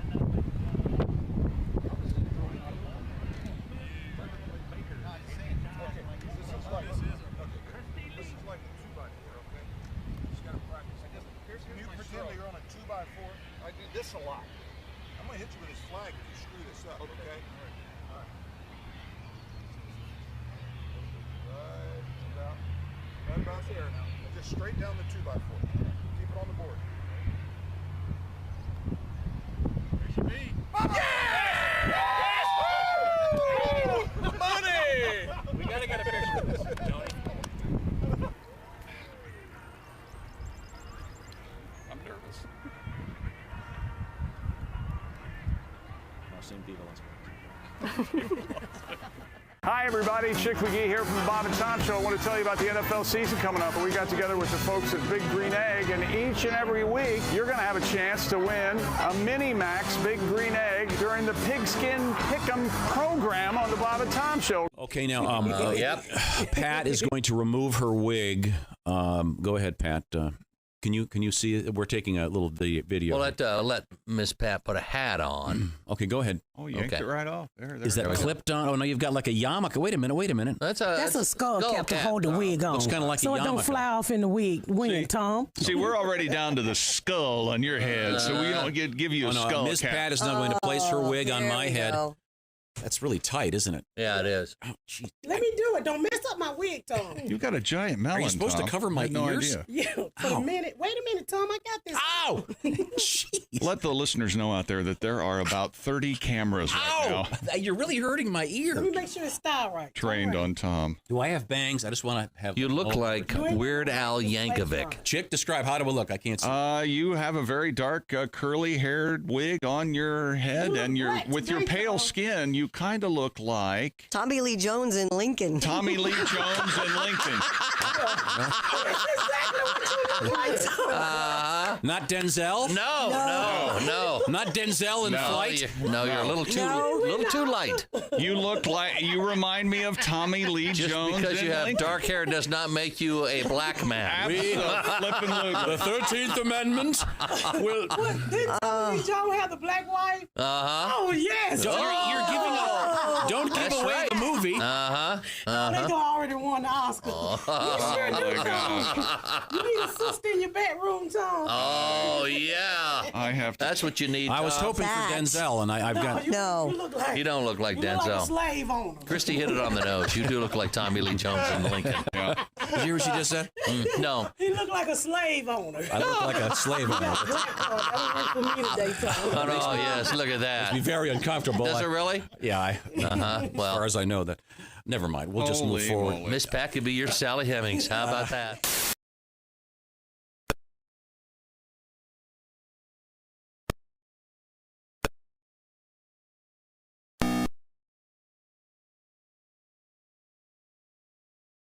Ladies and gentlemen, Bob and Tom. There's mashed potatoes and beer and holiday cheer. Let's eat those buns before they get much colder. Yeah. My expanding waistband. My expanding waistband. Oh, the turkey's basted. Bob and Tom in the morning and highlights all day long. The Bob and Tom Show, weekday mornings at 6 a.m. Eastern on Bob and Tom 24/7. Essential morning radio. All day and all night. This is Bob and Tom Radio. Right now, we've got Bert Chalice as our guest. Did you drive here from? Yeah, I drove over and no longer driving my Yugo. You know, I had Got rid of it? Yeah, I got a Yugo for a while because I bought a Yugo because I had the coupon. Sure. And it's not much of a car. You turn up the radio, the car stalls. No rear view mirror because nothing will be behind you. Believe me. You can actually tick off the Amish people. They go by and bullwhip. Hey, welcome back to the Bob and Tom Show. I am enjoying food prepared on the Big Green Eggs because it's our Thanksgiving Big Green Egg celebration today. That is correct, Chick McGee. Turkey tetrazzini and turkey pizza and stuffing or dressing, whatever part of the country you live in. Mm-hmm. There's a distinction geographically? I think so. We always said stuffing. But there are some people that say dressing. Okay. Well, and then the trimmings? Or stuffing goes in the bird. Mm-hmm. Okay, when you stuff it into the bird, it's referred Although to. it's almost every chef will advise not cooking it inside the bird for technical reasons involving the temperature and not overcooking the bird and undercooking the stuffing. Yes. Well, I'm sorry to try to save people's lives. Hey, there they are out there. We have we have Mark and Tom, the Big Green Egg morning show. And like many morning shows, one of the people does all the talking. God, I hate that. No, it's time for Tommy to talk a little bit, but I hired him 3 weeks ago as my manager. The ink is dry on the contract because I've been blowing up since I've been on the Bob and Tom Show. I'm cooking everywhere, and I needed a manager. So we figured it out. It's 2 bags of lump charcoal a month is what he's getting. A good deal. It's a pretty good deal. Especially with inflation these days. The Big Green Egg is the source of all the food we're having this morning for our Big Green Egg Thanksgiving celebration. By the way, we're giving away a Big Green Egg Mini Max every week. Go to bobandtom.com/contest. Just make your picks for the NFL this week. You could be like Dan Nettermeyer of Gulf Shores, Alabama, last week's winner, and we will have a new winner. We'll probably know the answer to that by, tomorrow? Maybe even today? Yeah. Okay, we'll find out who won. What are you eating over there, Chick McGee? I'm having turkey tetrazzini and the dressing and a pizza that is turkey-themed. It's all delicious. And turkey tetrazzini. Did I say turkey tetrazzini? Mm-hmm. Man, that's really good. Well, I haven't had a chance to try it yet, but I'll be trying it in a matter of moments. Yes. And once again, we're having what is it now? You brought up some famous turkey part that you're cooking. Well, that's the turkey tenderloin, right, Tommy? Tenderloin down in Amish country. From Amish country. Yep. Okay, good. Yep. You can dress it up with a little hat and a little horseradish sauce in honor of their horsemanship. Well, thanks, gents. We'll check in with you again in a few minutes. There's a photograph of the Big Green Egg if you're watching on the TV. How do you do that, Ace? On our YouTube channel. The YouTube channel. Well, thank you very much, Ace Cosby. We now return to the sports page. Stupid world record. A Wisconsin woman has become the youngest person to circumnavigate the globe via motorcycle. 22-year-old Bridget McCutcheon broke the record after completing her journey on November 4th. The Milwaukee Journal Sentinel reports she traveled through 45 countries and 4 continents during her 16-month-long ride. Wow. Her trip beats the male Guinness World Record set in 2017 by a guy named Kane Aviano. He was 23 years and 365 days old. So there you go. She's got a Instagram out there. It's really cool what the picture she has up there. This is actually a world record that's worth mentioning. Really? Which is a world record for the show. Yeah. This segment of the show. Now, Jess, first time ever. Jess, you are a biker. I am. Now, can you imagine a year and a half on a motorcycle? It sounds lovely, actually. I was gonna say this has got you written all over. Yeah, that's. I think the thought of being alone for a whole year, I could do that. I could definitely do that. Because when you're riding a motorcycle, there isn't anything else you can be doing. That's all you're doing. You got to be kind of focused. Yeah. That's actually when I started liking Ryan Reynolds a little bit too much, maybe. Some say stalking, but he said that, he finds peace of mind and it's his quiet time on a motorcycle. Because you can't, I guess you can be on the phone if you really, you have to, but it's easy to say, I'm going to go ride my motorcycle, so don't call me or whatever. And, just enjoy the alone time. In Bruce Springsteen's book, he talks a lot about the great motorcycle trips he has taken. And there's a bunch of really cool documentaries. I want to say there are 3 of them. What are they called? All the Way Down, All the Way Around, where they... well, that's more celebrating 2 British guys who think they're impressionists than actually... No, not the Italian one. Oh. That's The Trip or something. That's called The Trip. Those are the 2 British comedians. That's a great movie also. Okay. They're not on motorcycles. Well, let's agree to disagree. You didn't like The Trip? I haven't watched it. Up top! Oh, God. Yeah. It's the guy from Star Wars. What's his name? Ewan McGregor. Ewan I know what you're McGregor talking about, and Charlie... Hopper. No, I forget his name. In any event, they go around the world on bikes. It's really cool. Those are great documentaries. This lady did it.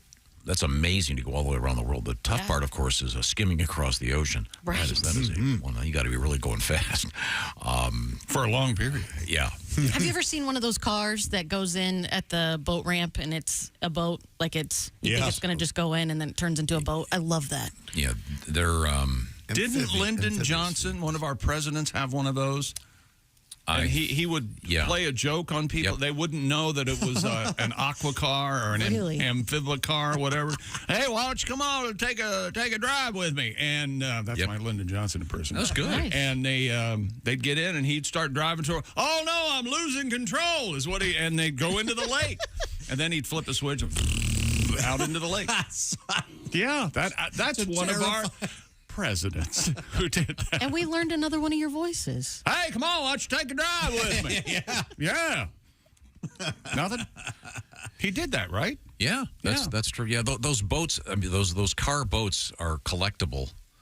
I've seen them a couple of times. I don't think they're really good. Yeah.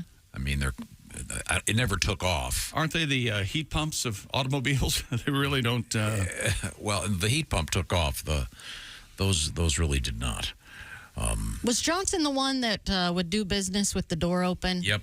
Yeah? In the Oval Office. Okay. Yeah. The movie I was thinking of, the first one's The Long Way Around with Ewan McGregor and Charlie Borman. It's a documentary. There's 3 of them. They're really good. Oh, okay. Chick was talking about Steve Coogan, The Trip. Yeah, that's a whole different thing. Well, those guys are not on motorcycles. 25 minutes talking about how Joe Michael Caine impersonated.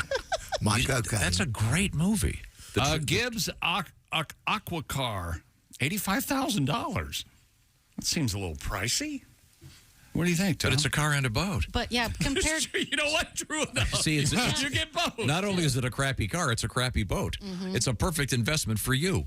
Is that brand new or is that an old one? No, there. Hang on a second. Why are you picking on my investment savvy? What are you trying to... here's the one that looks like probably the one that Johnson, the yellow one that he drove toward the lake in. Boy, I mean, if they don't look like just a normal car. Yeah, and then... Well, I'm losing control. Yeah, I imagine I'm guessing a lot of the prototypes of that are at the bottom of a lake somewhere. Engine flooded. You think? Yeah, so. Amphibicar with President Lyndon Johnson and staff. He's driving the one. Well, he's driving one? There's a picture of like it? Johnson, in the middle. That's what the caption says. That cool. Doesn't look like Johnson. It's probably a stand-in. Oh, he's in the back so the bullets don't hit him. Oh, after he had Kennedy killed? Yeah, I know what you mean. Yeah. Yeah, follow the money in that story. Okay, who benefited? It's all there. It's all right there. That's right. The plane is the nose on your face. Wrong. I'm so. Is that sports? Yes. I hope to God. What an odd sportscast that was. I wouldn't really even call it a sportscast. What a rare mood I'm in. Yeah, that would really. Almost. This is what you farted for. Wherever you go, whatever you do, always be a good sport. Jess? 4 men were charged with stealing an 18-karat gold toilet from Winston Churchill's birthplace. The functioning toilet, valued at $5.95 million, was satirical art piece titled America by an Italian conceptual artist, F that guy. Maurizio Catalan. We had this story when they installed this thing. Oh, really? It was a part of an art installation in Blenheim Palace for a few days before it vanished overnight in September of 2019. This week, the Crown Prosecution Service said it was authorized criminal charges against 4 men ages 35 to 39 over the theft. They were accused of burglary and conspiracy to transfer criminal property. Melt it down. Sell it. Yeah, the artwork has never been found. Well, when they do. We don't need some satirical art piece, a gold toilet called America by some Italian piece of crap. This is ridiculous. But here's the thing. It was a working toilet. It was functioning prior to the theft, and visitors could book a 3-minute appointment on the toilet. Oh, really? Yeah, that's. Remember, we had this story when they first did this. That's a great idea. Yeah. But how embarrassing! I don't know. Yeah, so it was plumbed and everything, and they said it caused significant damage, very expensive to the 18th when they century stole building. it. Yeah. Stealing it, yeah. Yeah. So, could you how much damage could you do in 3 minutes? Oh, I can wreck a toilet in 3 minutes. Absolutely. I could ruin all of our careers in 5 seconds. I just love the fact that they refer to this $6 million, whatever it is, $5 million toilet as a bit of satire. Once again, this is satire in a country that still has a king. I think we can start right there with with satire. But sounds like something a rapper would have. A gold toilet? Yeah, you know that they have the gold fake braces. What are those called? The grill. Grill. The grill. Is that ridiculous fad faded? I don't think so. What a dumb idea! You can't chew gum. Well, if you get them punched in the face, it cuts your lips. Professionally placed, I bet you could. It's like a retainer, right? Like you can pop it in and out. Have peanut brittle. You can. There you go. So to get back to the story, it was a gold toilet. It was a piece of art, but they actually had it plumbed so you could use it. Yeah. But when they stole it, they unplumbed it and didn't properly cut off the water supply. And, Right. Huh. And they can't find the toilet. Can't find the toilet. If they would have only shut the water off, and it's just turning. Well, don't you think they probably already melted it down then? That would be the smartest thing to do, right? Couldn't fence it any other way. Yeah. Yeah. Want to buy a toilet? Hey, I'm from the Kohler crime family. The Churchill toilet. What a weird. Yeah, it's got Winston Churchill, and what a weird story. So it wasn't tied to Winston Churchill. It wasn't his toilet. No, it was. But it was displayed at his birthplace. Yeah, for some dumb reason. Maybe This is to so get tourists to bizarre. come. But you could rent it for 3 minutes. 3 minutes. You had to book an appointment prior to your visit. Would people be holding it just so they could? 3 minutes. 3 minutes. I'd have to rent it for like 9 if I really 9? wanted to enjoy my. Your sit? I don't get up till I finish Wordle, so. Oh. You never know. 3 to 12, would you say? Yeah, Yeah. 12, and it must be a really rough one. I mean, the Wordle, not the turtle. Yeah, Not the sit. There we go. Well, Remember that one morning we were talking about toilets, and I was surprised how inexpensive a toilet is. It's like $100, $125 or whatever it is. Because they could charge whatever they want for a toilet. If your toilet goes out, you need to buy a toilet, okay? You're right. We should be thankful they're not $8 grand. $8 grand. All right, crap on the floor. It's up to you. I think living in a country that has perfected the flush toilet. Yeah.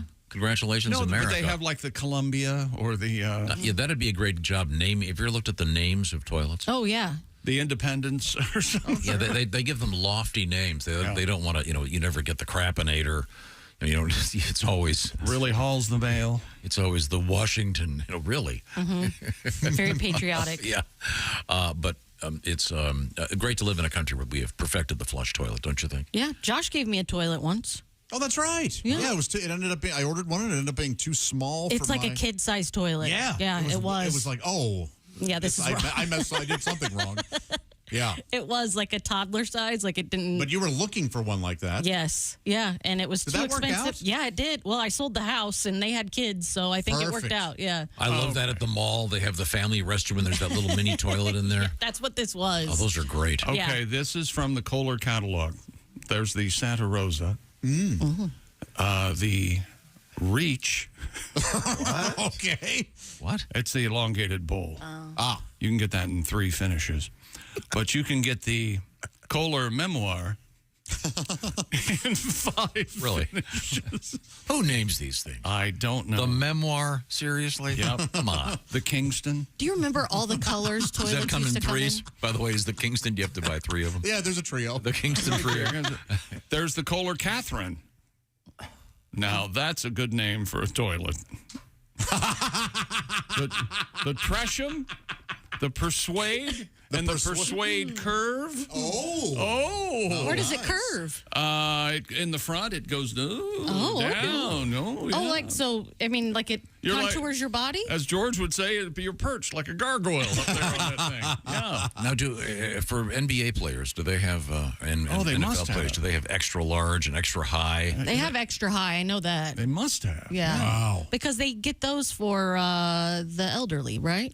Taller, so they don't have to get up and down. Yeah. Right, guys?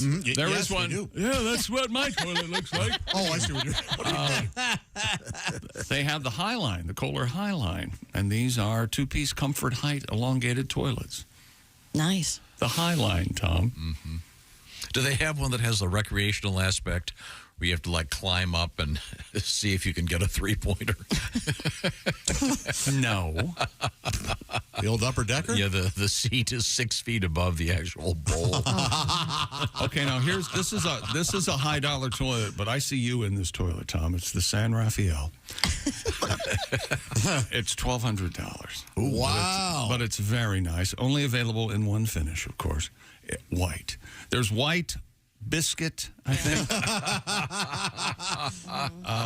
Yeah, I just always been fascinated by this. You know, Josh, you have the aftermarket squirter thing. What's that called? I have a bidet, yeah. You turned yours into a bidet? Yeah, it's great. I mean, it's a toilet and with a bidet function, sure. So I have a question. That thing, it ties into your plumbing, right? Yeah. Hot water or cold?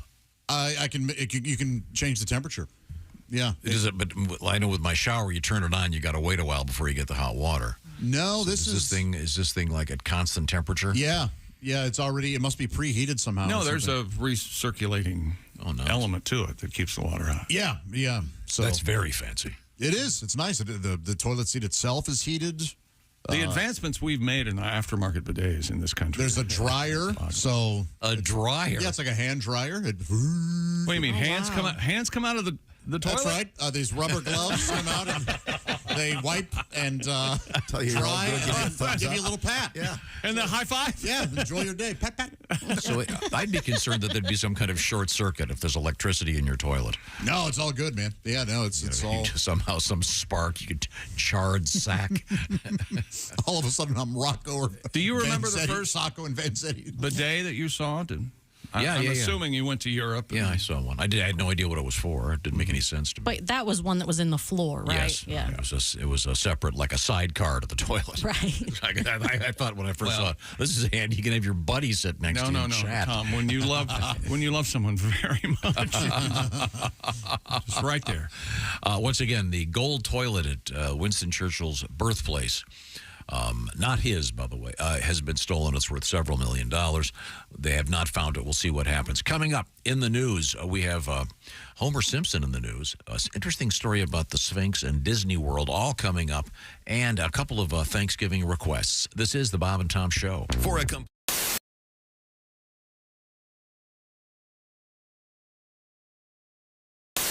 What about the Blow-Jovian guy? I think it was one of the Blow-Jovians. Was this the Mad Armenians? Was this? Might have been Bluto Blow-Jovian. and the Mad Armenians. Do we have everybody out there? I can't see. Do we need Chick? Okay. We do need Yes, Chick. we do. For this next tune, we're going to need the Chickster. Oh. Yeah, there's a little vocalizing from everyone on this one. Oh, that's this one. Oh, this one, yeah. That song. Oh, Okay. you all got to get out there. No, not everybody. We can sing from in here. And Ricky. And ready? And we're ready. Okay. Your pen out. Wait a minute. This is called.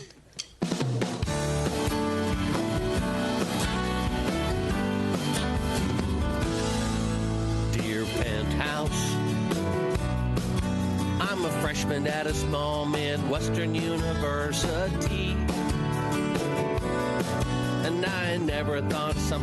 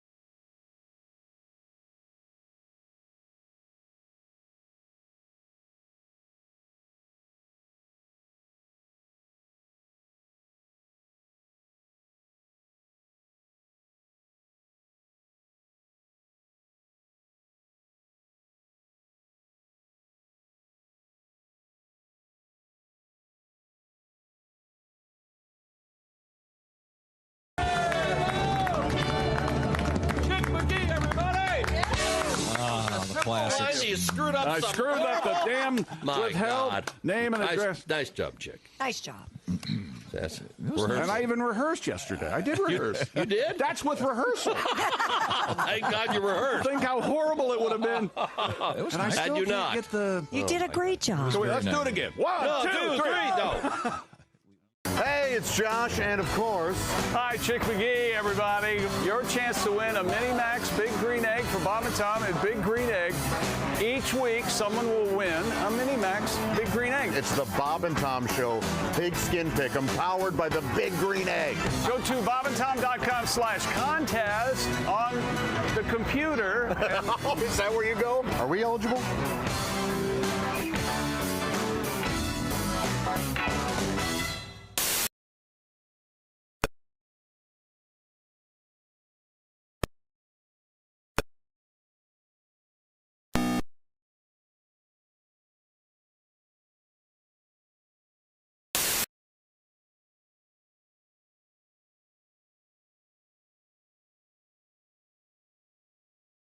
These guys don't sound really smart around here. Yeah. It's really sexy with the women too, you know. Which one of you retards is gonna buy me a beer? I can never figure this out. They're telling me it's a crime for me to forget to fasten my own seatbelt. And yet every other block, we got a fast food drive-through restaurant with some idiot pulling out with a 16-ounce Coke squeezed in between his legs, a Big Mac sandwich in his fingertips, steering with his wrist, an order of fries wedged between this leg and the console, eating, drinking, slurping, steering with the other knee, and that's perfectly okay if this guy buckles up.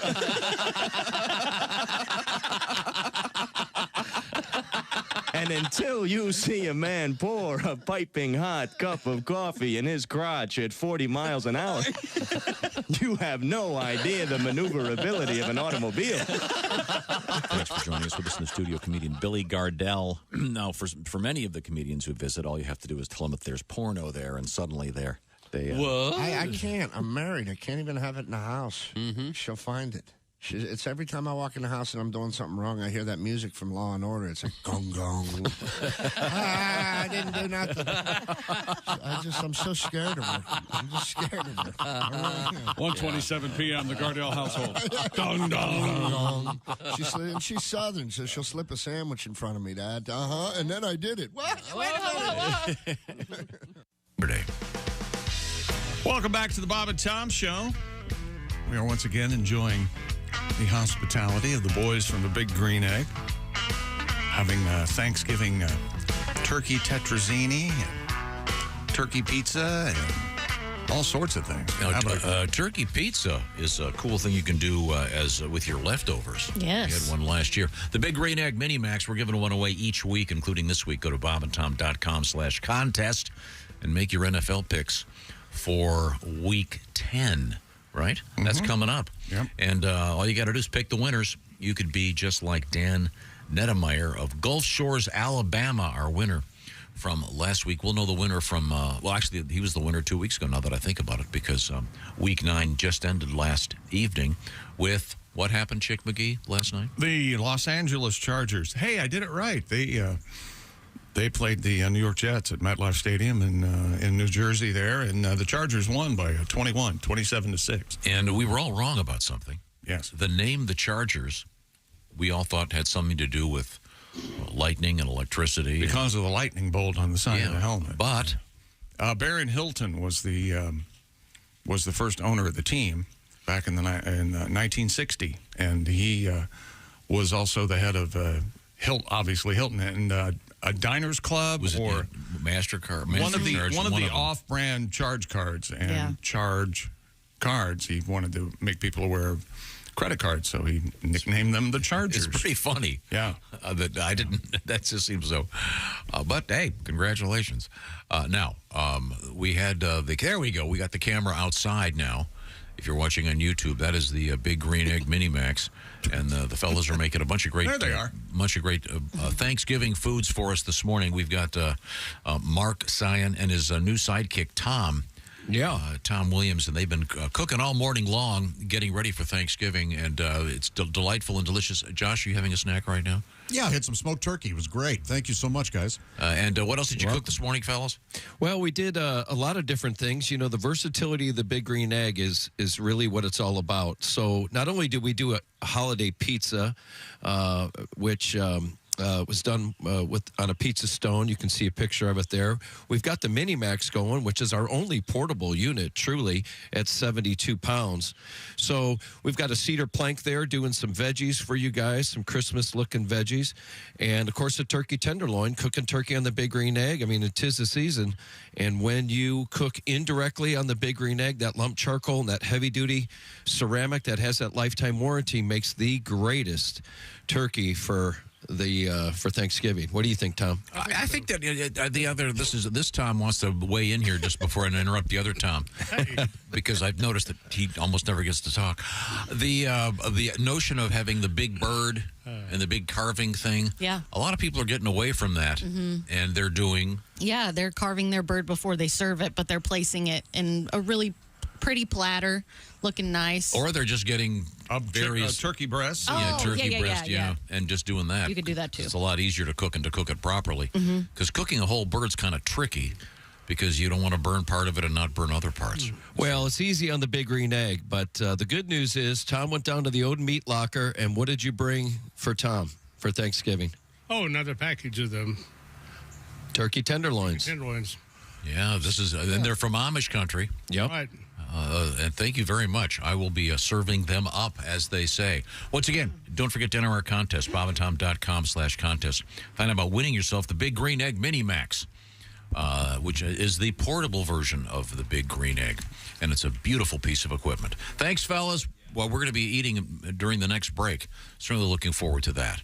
Now we return to the news desk. Jess Hooker is sitting in for Christy Lee. What have you got, Jess? Homer Simpson claims he will no longer strangle his son Bart. Oh. In a clip from the 3rd episode of the 35th season of The Simpsons, titled McMansion and Wife, Homer meets his new neighbor Thayer, who notes that he has quite the grip while they shake hands. Homer says, "See, Marge, strangling the boy paid off." He quickly adds, "Just kidding, I don't do that anymore. Times have changed." According to the AV Club, the dialogue signals the end of one of the show's longest-running gags. Well, I mean, it's a cartoon. It is. They're getting very politically correct in The Simpsons. Man, those Daffy Duck, Bugs Bunny, Elmer Fudd, shoot him now, shoot him now. Yeah, get them before they're illegal. You're talking about toy-looking yellow people. I'm not sure people are taking that too seriously. You think it's important for him not to strangle Bart? Does anybody? I know people who do think it's important. How about that? Well, I mean, it's nice that they're taking a stand against domestic violence. Yeah. Before some professional sporting organizations have. I guess you can look at it that way. Yeah. Yeah. I'm a big fan of the fun cartoons, the Warner Brothers, Bugs, and Coyote, and sure. I mean, when they politically corrected Pepe Le Pew out of that, what was it, Josh? Last year, Space Jam 2? Space Jam 2. Yeah. And Pepe Le Pew was all about consent. And not getting it? She was always kind of the victor in those things. I thought they were very funny, and I even as a kid, I understood what was going on. I always laugh when I hear Pepe Le Pew just trying to kiss her. And then she gets run over by the tire thing, so there's the white stripe. Hilarious. But wasn't that the case with the Flintstones, too? Didn't they have to change some things there? Well, sure. In the Flintstones, I mean, they had Fred and Barney smoking and doing commercials for cigarettes. Yeah. Hey, Winston tastes good. Yeah. That was something else. Well, what else you got? Authorities in Florida say a shopper found an actual human skull at a thrift store. The Lee County Sheriff's Office said the person, who happens to be an anthropologist, noticed the skull in the store's Halloween section and recognized it to be human. Oh. Everyday shopper, anthropologist. How are you? Deputies responded to the business and recovered the remains. The store owner said the skull was located in a storage unit that was purchased years prior. Yes. Oh, man. Sheriff's officials said they will work with the medical examiner's office to conduct more testing on the skull. What if it's Jimmy Hoffa? Oh. What if it's a famous skull? Yeah. What if it's? What if somebody else had found it and turned it into a bong? Did you hear? There's a new rumor about Jimmy Hoffa that he's under second base at Milwaukee County Stadium. Or something like that. Yeah. Naturally, yeah. Which is a hilarious premise if it's not true. How would you start something like that? Yeah. I know where Jimmy Hoffa is buried, all right? He's under the left goalpost at Notre Dame Stadium, all right? Was he supposed to be in the end zone at Meadowlands? That's what I thought, We're yeah. there for the longest time, yeah. Wow. So, what are the rules on human skulls and human bones? Can anybody own them? I don't think so. Did you have a permit or Now, those skeletons, when we were in school in the biology room, were those actual skeletons? No. Or those were like just faux skeletons? Yeah, they were. They used to be real. It wasn't that long ago that a lot of universities would had donate. Real, yeah. Oh. You'd get your alumni newsletter and it says, hey, by the way, if you're cool anytime soon, can we have your bones? Yes. Yeah, and oddly enough, they would use the term cool. Yeah. But this was found at a thrift store. A thrift So store. maybe someone left it in their Goodwill and Testament. Well, that's the thing. Can you imagine being an anthropologist shopping, going, wait a minute, this is the best fake skull I've ever... Oh, my God. Yeah, the sad thing is because human skeletons are quite expensive for biological whatever display. But they took that skull to that guy Rick on Pawn Stars, and he, of course, he had a guy. He had a guy. He didn't know anything about it. Yeah, but he had a guy. He's got a skull guy. Offered Take a look at it. him $40. I thought it was a little light. Yeah. Hey, you don't want to take it, just get out of my store. Okay. Yeah. All right. Thank you very much. What's coming up in the news? Disney and shipwrecks and Sphinx, and we could talk more about Thanksgiving sides. Thanksgiving sides, and we're going to play some Thanksgiving music when we come back. Well, what about the Sphinx? Can't we go take a tour? Of the Sphinx? Yeah. The Sphinx tour? Whole show. The Sphinx tour? That's right. That's right. I see where you're going. That's right. The Sphinx tour. Come on, keep up. Here we go. This is the Bob and Tom Show. Thanks for listening to the Bob.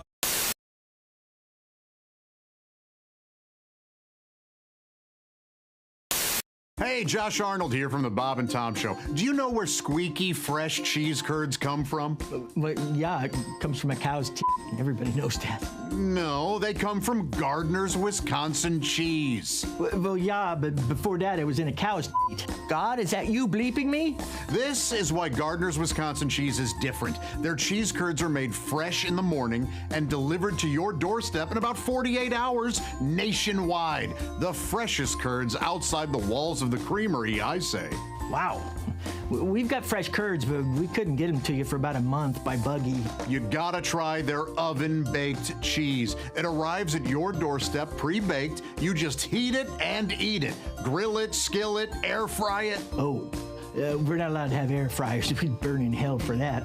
But you cook the cheese, I guess. But And their aged super sharp cheddars are amazing. From 4 to 17 years. My favorite is the 8-year-old super sharp cheddar. It's powerful but still creamy and melts in your mouth. Just delicious.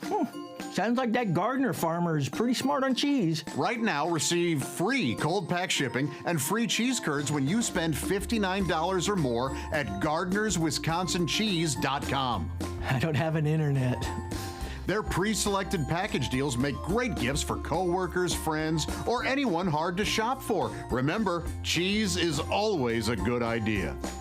Can't argue with that. That's GardnersWisconsinCheese.com.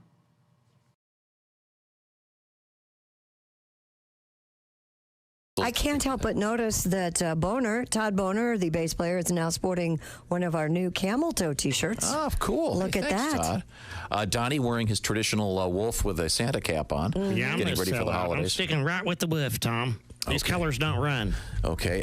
Dusty Privet in there on the drums. Scotty Winkler on the guitar as Donnie Baker and the Pork Pistols have rejoined us here in the Napa Auto Parts Studios. Now, coming up, of course, the Napa Shoe-In of the Week and the Napa Tool of the Week.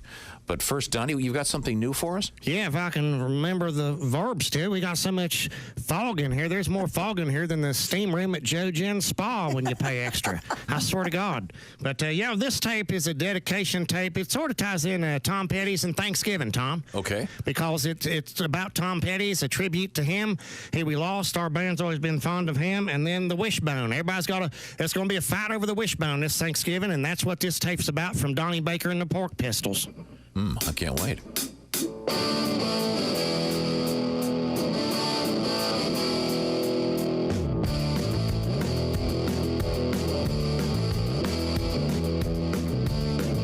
Tonight we write a new love song.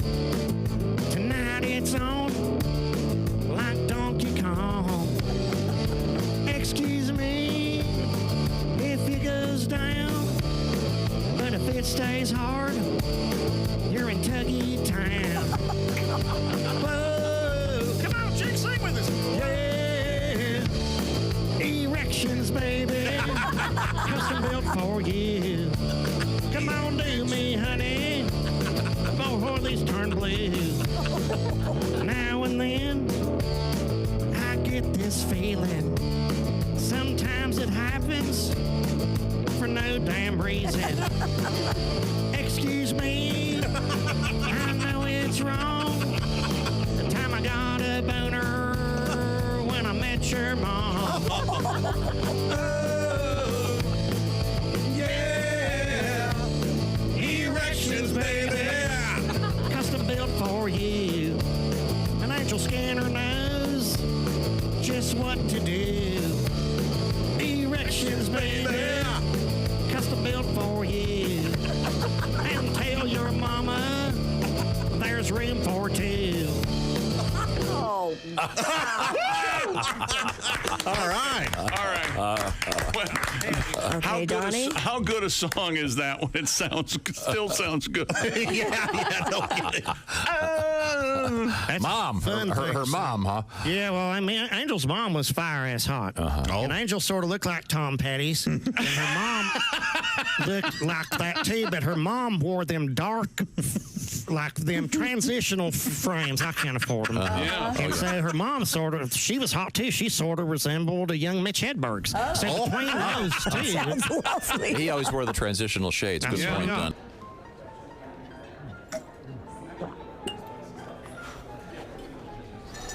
You took my breath away from the moment I first saw you. Will you marry me, Dolly? She said yes! She said yes! It's not a real person. It's not a real diamond. Real, natural, earthborn diamond. For your real love, from a real jeweler you can trust. Steven Singer Jewelers.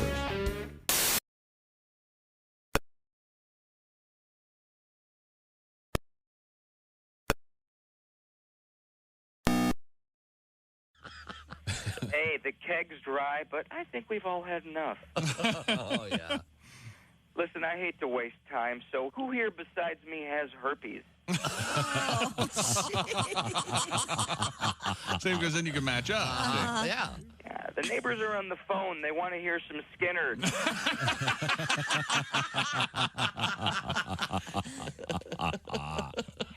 I can't hear the coked up guy talking. I want to hit on her, but she's so drunk. And finally, put down the gun or no more Yahtzee. Yeah, you never hear that one. But it's strange living back in America, you know. I mean, America's like a foreign country to me in a lot of ways. Why? I don't know. Things are weird. You know, I have friends that don't eat bread anymore. Everybody's on a low-carb diet. Well. And Jesus said, take this bread and eat it. It is my body. And the disciples said, Jesus, we're all on low-carb diet. We appreciate you dying for our sins, but we're all trying to slim down a little bit. We want to look good in the painting. You don't say we didn't warn you. There's laughter ahead. You guys want to grab lunch? We can't go anymore. Holy That's cow. a good day's work, everybody. This is Bob and Said, hey. Welcome back to the Bob and Tom Show. Jess Hooker at the news desk. Hello. There's Pat Godwin in the performance room. Hey, chick. There's Josh Arnold at the I Hate Steven Singer sidekick chair. Thank you, Chick. Steven Singer Jewelers proving how worthless those lab-grown diamonds are by giving away a free 1-carat lab diamond with every engagement ring purchase. While supplies last, purchase is necessary. Visit IHateStevenSinger.com for all the details. There's Ace Cosby. Hey. I'm Chick McGee, and here's Tom. Thank you very much. Now, we've got to organize a few things. We were talking about food. Thanks to our buddies from the Big Green Egg. Once again, we're giving away the Big Green Egg Mini Max. You could win one. Go to bobandtom.com/contest. Weigh in with your NFL picks. That's what we need. And we'll have another winner coming up either today or tomorrow. We'll tell you who won last week's event.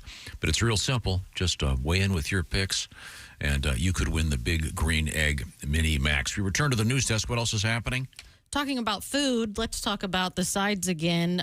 Campbell's has released their annual State of the Sides survey. We said earlier that mashed potatoes held number one. I think it's year after year holds the number one ranking, right? 70% of people prefer side dishes to the entree. Mm-hmm. Yeah. I think that makes sense. What's a percentage on that? 70%. They just have side dishes and no entree. No, they have an entree. They load up on the sides. Okay. Yeah, 55% said they would be happy with only sides. There we go. Yeah. On average, Americans serve 5 side dishes at Thanksgiving each year. Mm-hmm. Sounds right. Yeah. Yeah. Where does lima beans come up in the survey? Is that up there? In the survey? I love lima beans. I don't serve them at I was going to Thanksgiving. say, they're probably real low, but they're not the awful thing that we thought they were when we were kids. Certainly not. Yeah, They're delicious. They're not in Especially cans when they're anymore. swimming in butter. Yeah, true. Yeah, that's Pat and Jess are both right. Get it out of the can and into the butter. Yep. Succotash. 30% said they add spicy ingredients to their side dishes. Ah. I think Wilbur's probably one of those. He always has some hot sauce in his pocket. Oh, yeah. Yeah. 20% admitted that they would consider adding tinned fish to their side for flavor. No. Tinned fish? Mm-hmm. That's what it says. Interesting. Like herring? Yeah. Huh. Like a sardine? What? Yeah, I I don't wonder know. what they put it in. Maybe the dressing? Yeah, that's what I would recommend going directly to the toilet, throwing it in there, and getting back to Thanksgiving in America. Yeah, you can get smoked oysters in tins. Boo. So, I mean, yeah. absolutely. When I was a kid, we had, I'm sure my dad started it. He would put the cranberry on the table right from the can. So it had the indentation of the can sitting there. I don't mind that at all. Majestically on the table. You'll notice cranberry sauce is not on the list of sides. I think the No. cranberry is a tradition that people do it and no one eats it. I mean, there's occasionally some little. I've never had any out of the can. It's delicious. Fine. Is it? Yeah. So you, I think Okay, number- I know. you- I was you- careful. you prefer it in the can. Here we are. Oh, boy. Aren't You know, cranberries number one usage with vodka, right? I'm thinking Probably. probably. I think so, Or for your yeah. Christmas tree. A cranberry? Yeah, you string String it up, cranberries with the Dry 'em and popcorn. string 'em. What year do you think it is? No, if they're pretty. We did the popcorn when I was a kid once. Cranberry and popcorn on the tree? Well, Yeah. You take a needle and thread and do your Yeah, own we did popcorn that every thing. year. Mom, our living room is littered with ants and cranes. I love cranberries. It's okay. Did you put angel hair on your tree?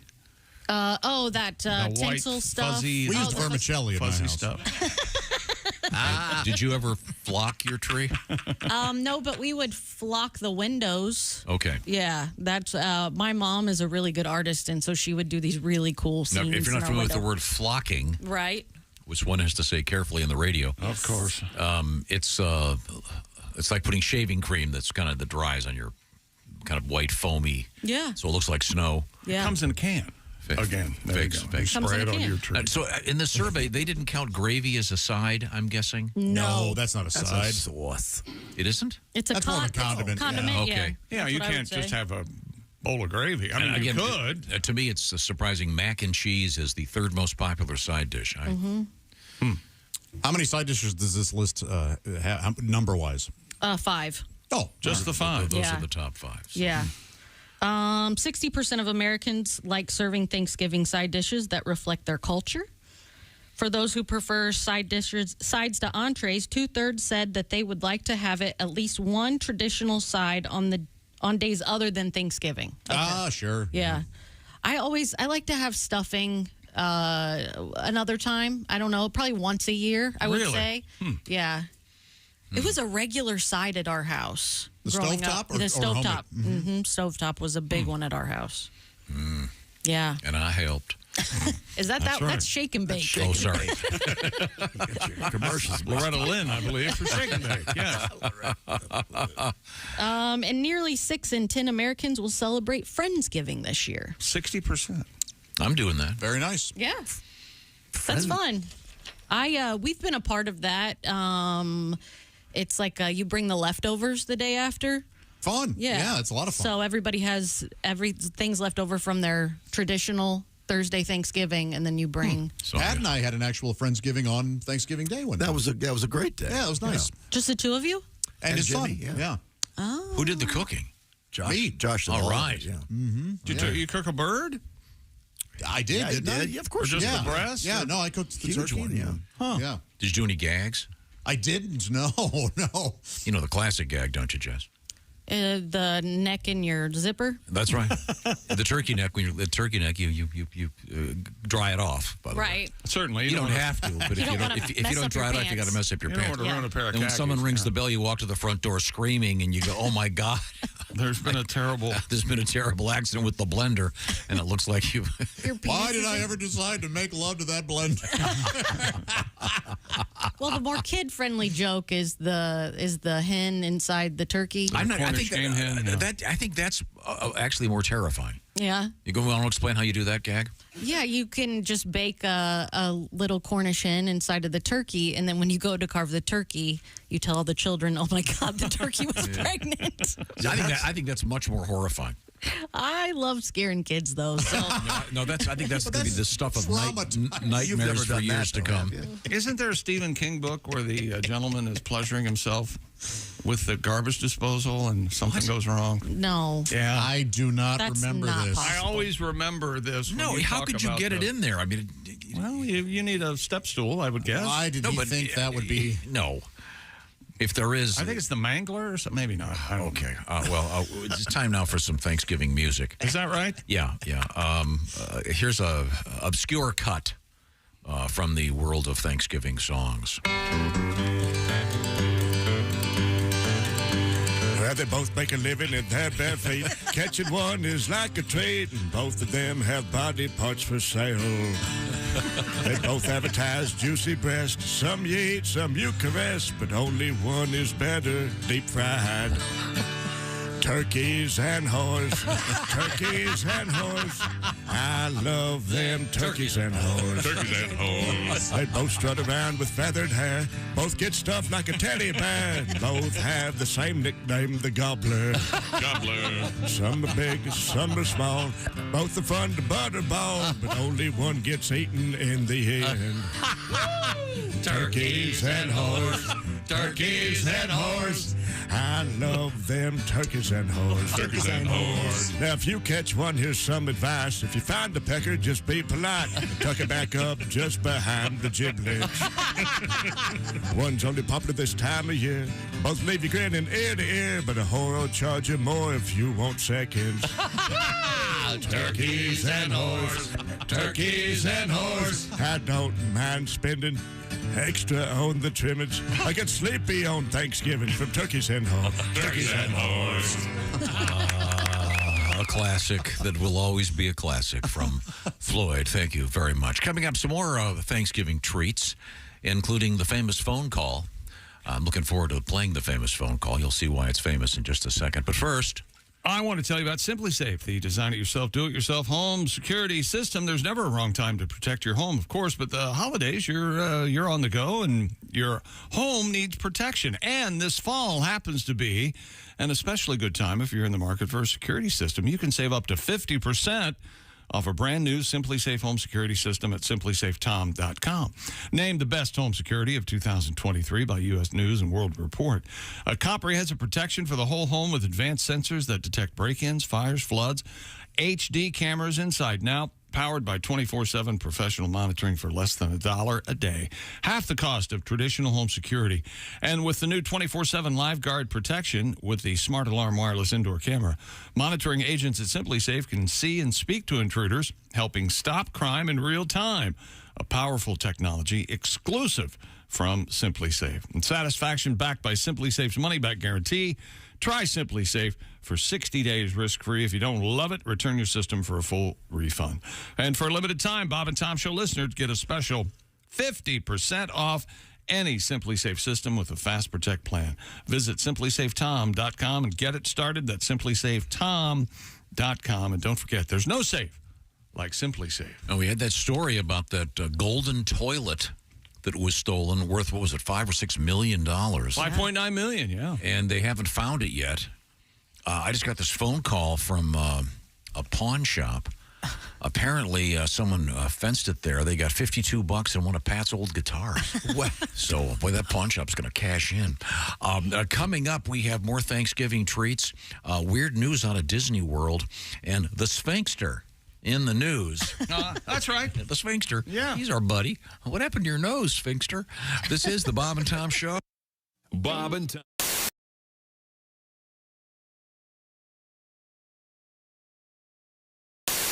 Now, Rodney's got a record out there on Capitol Records. Yes. Can't miss it. It's called Morning Wood. Morning We're Wood. just kind of sticking with the theme. It's Hanging with Rodney, Morning Wood, and then Nutsack. Just kind of working our way down the trilogy. It dawned on me this morning how Yep. I've made a living for 13 years talking about everything underneath my belt. Yep. Mm-hmm. And hey, what the hell? I'm glad you said hell. Yeah. I apologize. That's all right. Rodney, we got plenty of time. Do you want to work another one in here? Yeah, here's one right here. This one's called, I think, you guys, is that the one we're talking about? Okay. You guys want to play the intro? I don't want to. They get a little irritated when I don't let them play the intro. They don't really like the way I do it. Let's just go right to the words. Go ahead.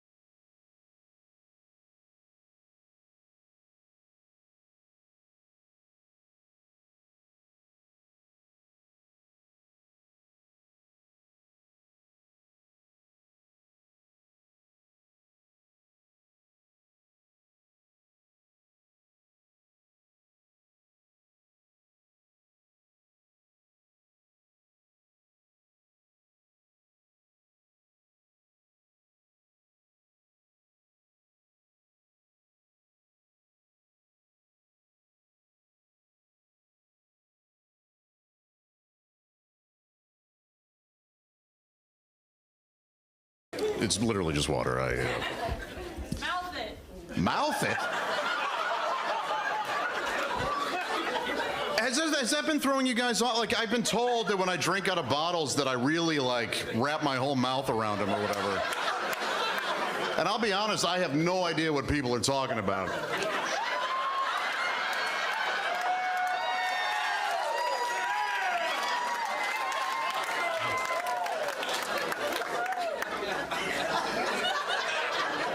How we doing, fellas?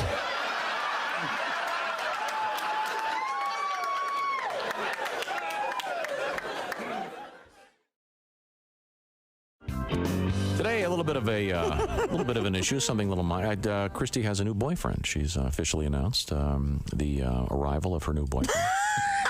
He just got here. Yeah. Well, I mean, she ordered him online. Yeah, come on. No, I mean, you've been seeing this guy, and now suddenly it's okay. We can go with it. Yeah, we're going with it. It's official. And the reason we had to go with it is because this guy's name is Tom, my name, and there was some confusion behind the scenes. Christy, I'm the only one named. I'm the original Tom. Well, no, but Christy was telling stories. She'd go, this weekend Tom and I did something, and she would I'd have to tell about some exotic adventure they had, and I'd have to clarify that I had no part of this. There has been some speculation on the show that Tom and I might be seeing each other this Tom, but and it's that's not. It's totally Tom. not true. So you have boyfriend Tom, and then I will be plaintiff Tom. I think. How about Boss Tom? I like that. Taking it off here, Boss Tom.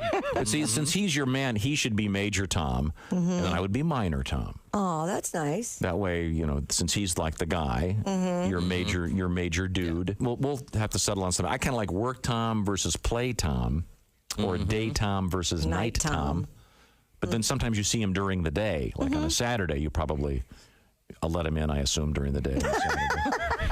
No, he stays chained to the tree, Tom. He's not allowed in. Sometimes we have lunch, I think there's a Starbucks in town that thinks that we're having an affair. It's great. Really? Yeah, it's great. Because you know how we meet at the same Starbucks occasionally. And, I see. The people that work there kind of give you that look like, Well, that's because see, he's facing them, and you're when you look away, he makes funny faces with his lips. That's probably true. Hey, look. Yeah. Oh, yeah, that's the standard. Don't ever do that again. Keep your tongue in your mouth. Sorry. That's a really creepy That was like wiggle, a isn't it? lizard What was that? I missed snake. it. No, you don't want to see it. Let's just say Chick is the employee at Starbucks. Yes. And then I am facing them, sitting at the table, and I'm sitting you're with my back to You're them. sipping some annoying exotic Don't drink. show me your tongue again, please. And as soon as you look away, and then he goes with his tongue, implying. See that creepy pink thing come out of his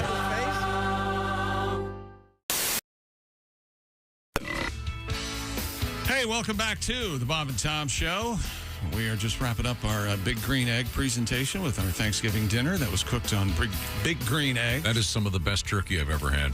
The moist and Unbelievable. Flavorful. Moist. My goodness. So moist. So moist. What is this problem with the word moist? It doesn't bother me. That's why I say it, because it bothers other people. Get over it. Moist panties. There are a lot of words that bother me.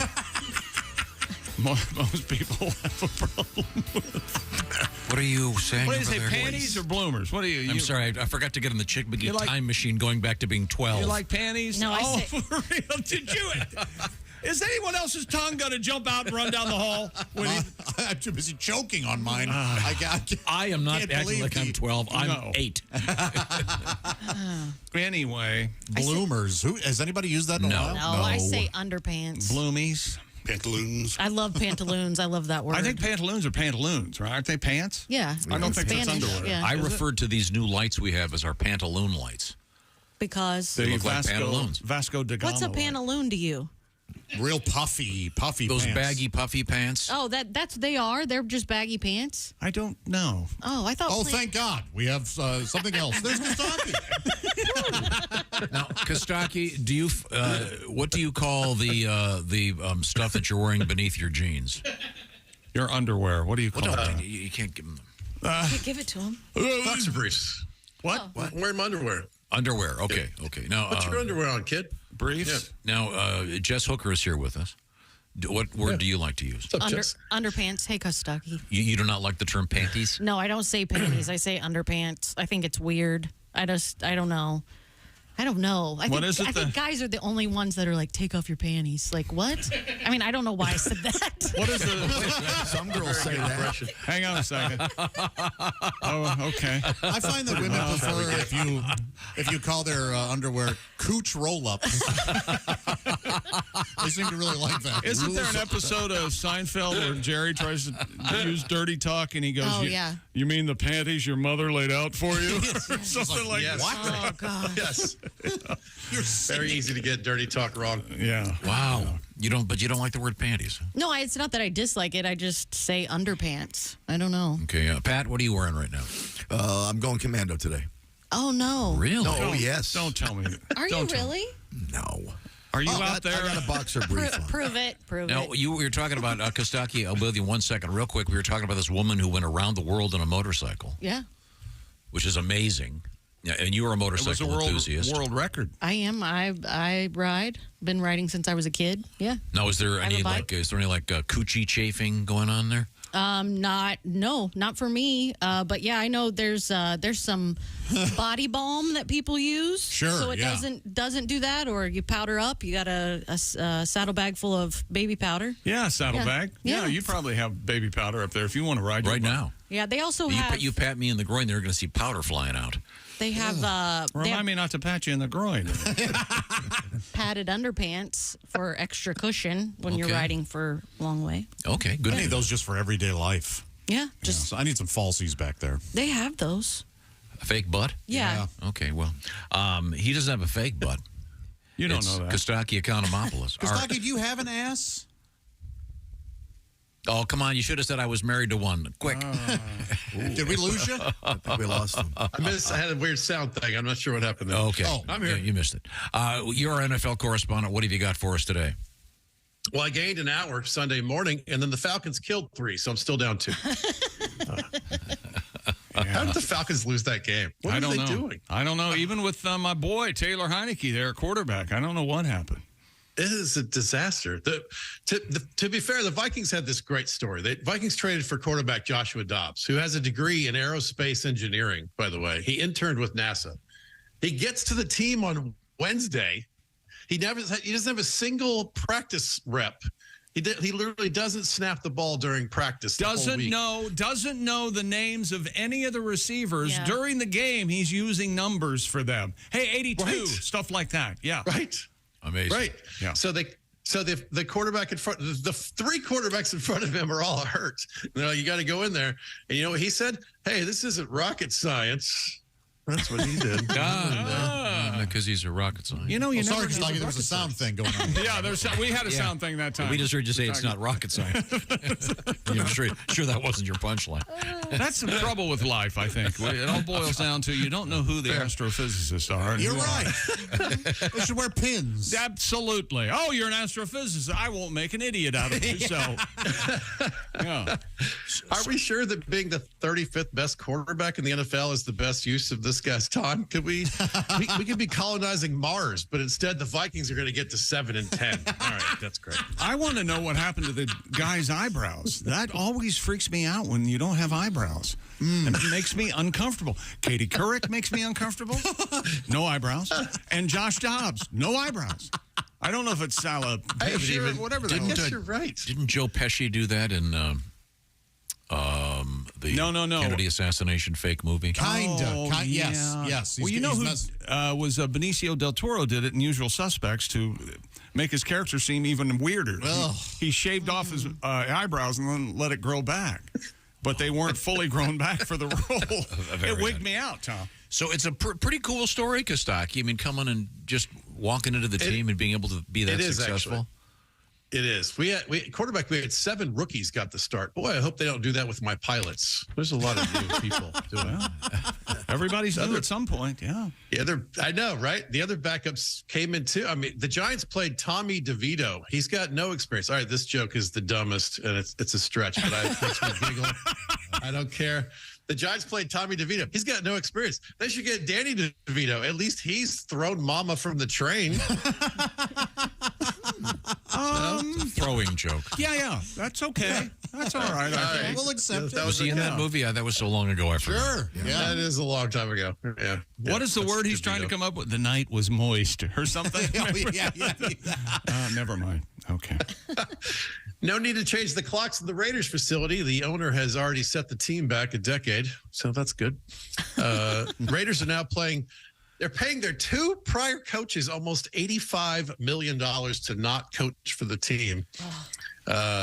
Imagine Mark Davis has a team in worse shape than his hair. That's hard to believe. The man fired the coach and the GM, but not his barber. Yes. No, he really should. He should sign a deal with Sports Clips to say he goes to Supercuts.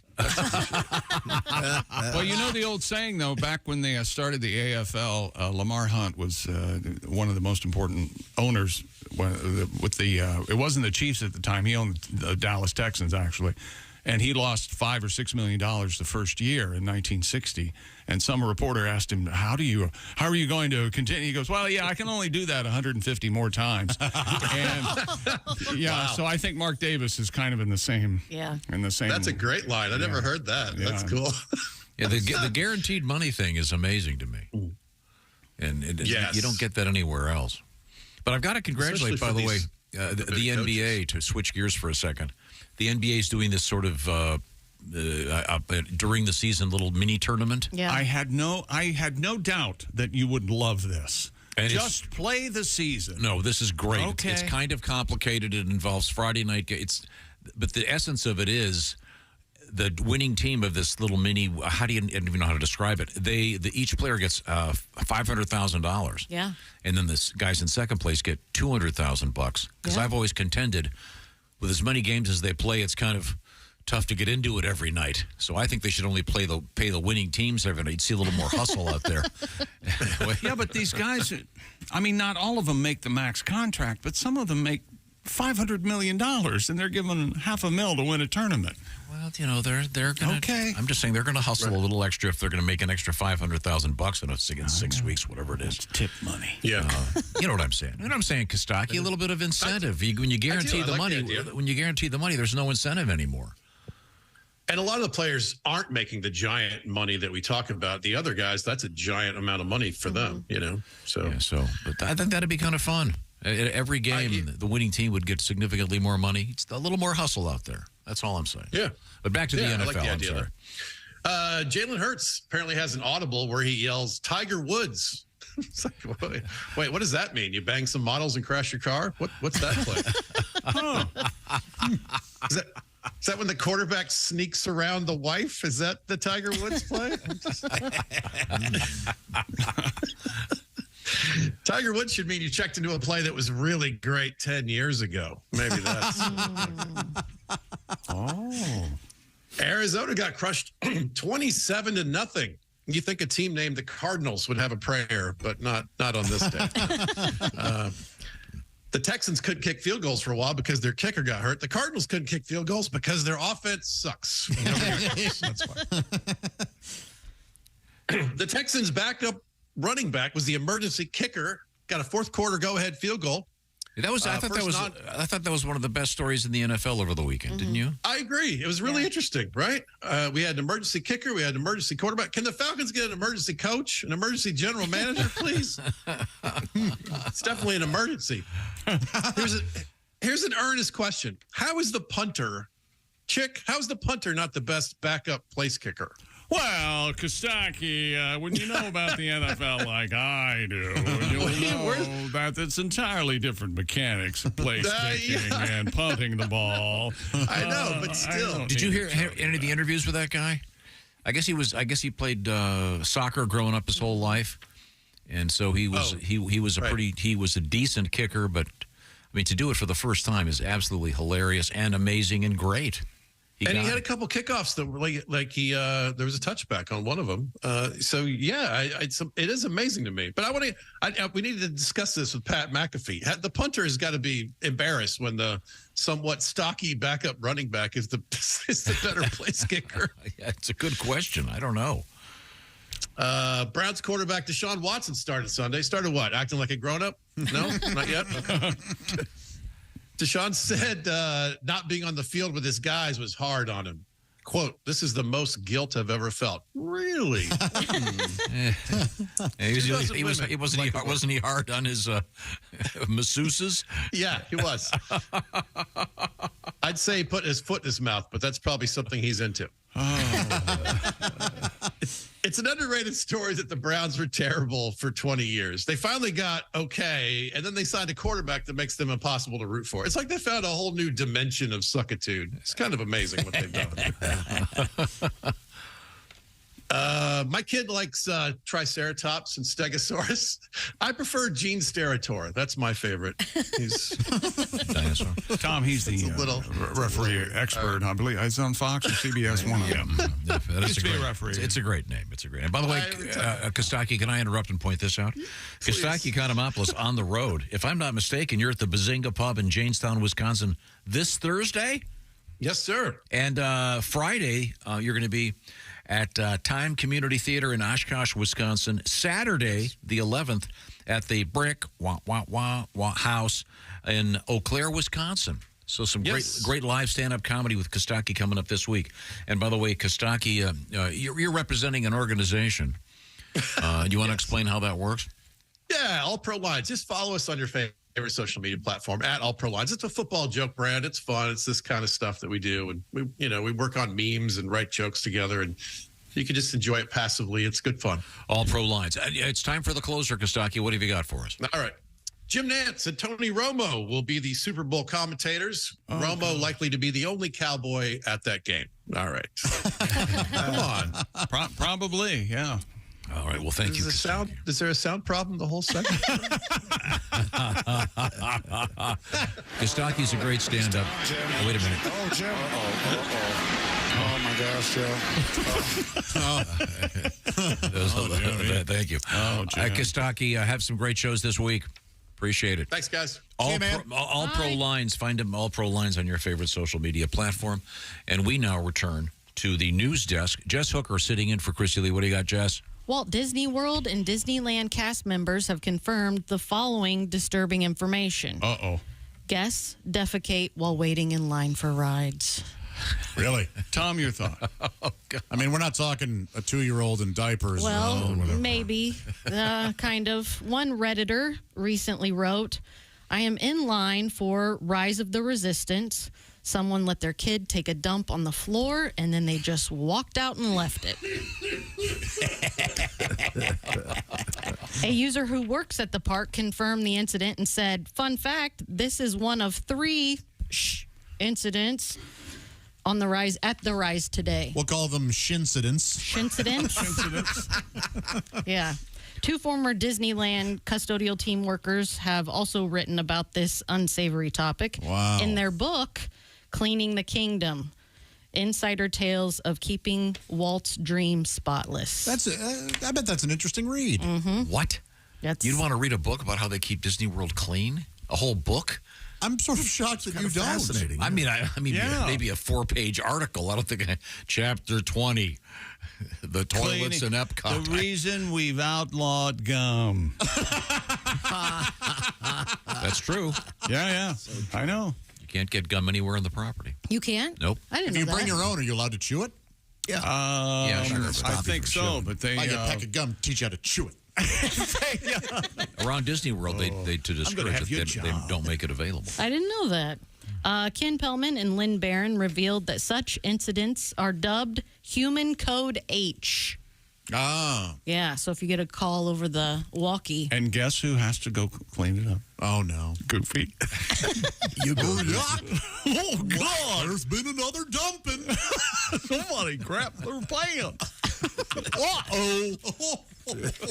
Now, there's an explanation Goofy. why it's called Human Code H. Yeah, while Code H initially referred to horse crap, signifying that a horse pulling a Main Street vehicle had defecated, it was later modified to reflect a bowel movement of the human variety. The human variety. I think what we have here is a bowel movement of the human variety. Human Code H is something we could probably use around here on occasion. Yeah. Sure. He's that last comedian, Human Code H. Not Kostaki. I love Kostaki. No, God, no. No, I love Kostaki. Dear Chick, this email just came in. I, too, am concerned with people who don't have eyebrows. This is from Scott. My aunt used to shave her eyebrows and would use a makeup pencil to draw them in. Mm-hmm. One day, my brother pointed out that she sometimes drew them too high and looked surprised all day long. I pointed out that one time she drew one higher than the other and looked like she was up to something. Eyebrows are a big thing right now, and bleaching them blonde is in style. Oh, really? No matter what color your hair is, Honestly? bleaching them blonde. Yeah. The Kardashians are doing You know it. who did that was that great actress from Uncut Gems, Julie, whatever her name. Remember we? Yeah. Oh, Julia Fox? Yeah, she had the bleached She did it eyebrows for a while. Yeah, yeah. And you've always said in your beauty tips, haven't that your Your eyebrows aren't sisters; they're cousins. Is that No, what I they're said? twins. Oh, they're Twins. twin. They're not twins; they're sisters. So they Right. don't have to be exactly the same. Oh, okay. Yeah. Wow. It's You gave that a lot of thought. No, I didn't. I read it in a 17 magazine once. It's not mine. but- Interesting. yeah, so don't worry about them looking exactly alike. They just need to be close. A little character's fine. Yeah. Yeah, you like to cut them back a little bit, Josh? I trim mine. Yeah. Would yours grow together if you didn't do a little bit of? No, they would not. They would not come together. There would be. I do have to shave every now and again in between, but there's only like 3 or 4 hairs there. Now, Pat, you let your hair grow white. Looks good. Yeah, it's my we all actual agree. hair, yeah. But your eyebrows are kind of Elvis. Staying black. dark like chicks. Yeah, But that's natural. Dark eyebrows. That is natural. Yeah. I was just trimming my eyebrows this morning. Really? You know what I noticed? I need to trim my knuckles. I have really hairy knuckles. Well, you got to stop touching Well, yourself. that's a lot of guys that have been fantasizing about you just said off. And some who weren't fantasizing about you went, I'm in. All right. Tom, you have dark You know, eyebrows. she is and- Italian. Oh, okay. You have dark eyebrows and white hair.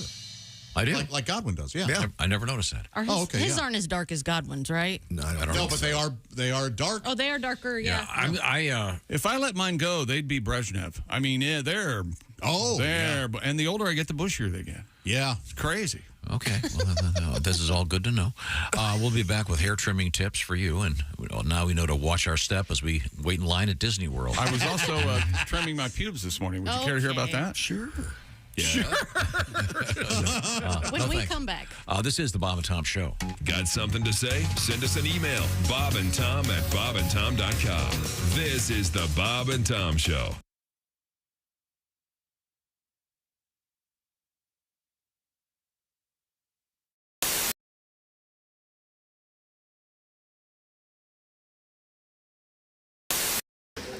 I do like porn, but I'm going to ask you guys a favor. We get a lot of emails sent to the show. You can stop sending me porn clips, okay? Thanks, but no thanks. I appreciate it, but I'll be honest, I want to find my own porn, okay? T-Rex doesn't want to be fed. T-Rex wants to hunt. That's...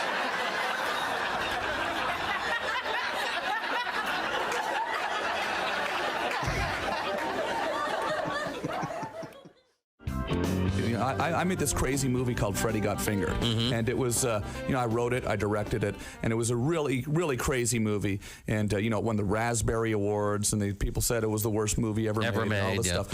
But that was sort of the point, was to make the craziest worst movie, yeah. Kind of the point of it, right? So now what's happened is, and really what's been a really exciting thing about going and doing these shows is, people are coming out to the shows. They're bringing their Freddy Got Fingered DVDs, and it's sort of turned into a bit of a cult, smash. I've gotten a call from the studio recently. They said the DVDs have been selling through the roof. They've sold over 1 million units of the DVD. And didn't I hear that you're going to do a director's cut? Now I want to do a director's cut of the movie because because there are scenes that just when you edit when you do one of these commercial studio movies, especially a movie like that, they focus group it, and you had to change things and tighten it all up. Right. So there are some crazy scenes that I'd like to get back into it, but also it's sort of just I think the irony of doing a director's cut for me personally is pretty funny. Whenever there's a movie, there's always a porno movie that someone makes based on the title. Yeah, it was called Freddy Got Fingered. Okay, back to you, Tom Green.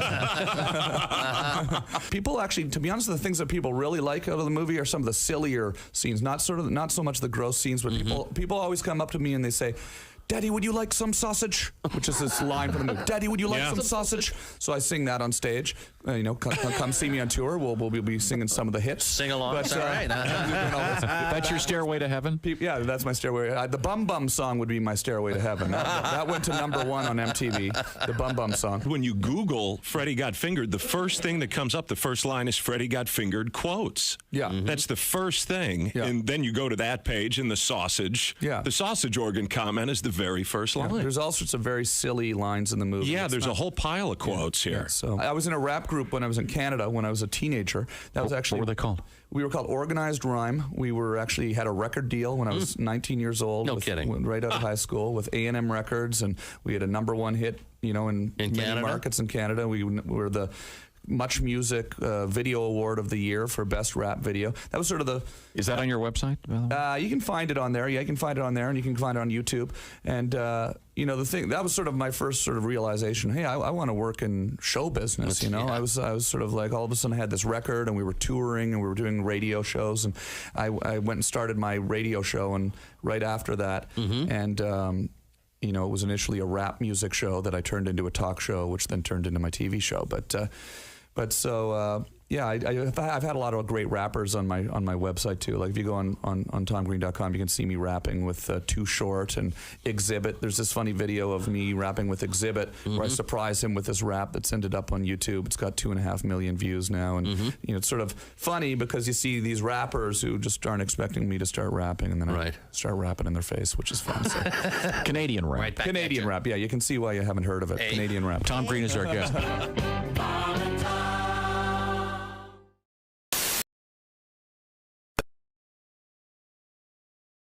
Well, I was rather upset. I can see that. I grabbed the guy, got him in a headlock, dragged him down into the garage, grabbed him by the manhood, stuck it in a vise, and squeezed it real tight. He started screaming, "Oh, Artie, you're not going to cut it off, are you?" I said, "No, you are. I'm going to set the garage on fire."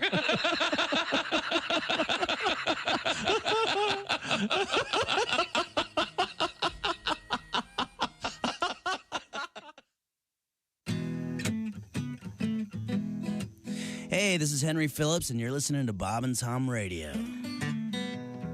Augie Smith is our guest. You go to California, swear to God, it's illegal to smoke cigarettes in bars and taverns. And I say, yeah, I don't know, smoking is bad for you, but who's concerned about their health in a bar? It's like, what's the complaint on this one? Excuse me, Mr. Bartender Man, I am trying to get drunk so I can drive home and have unprotected sex with some chick I just met tonight, and this guy's blowing smoke in my face.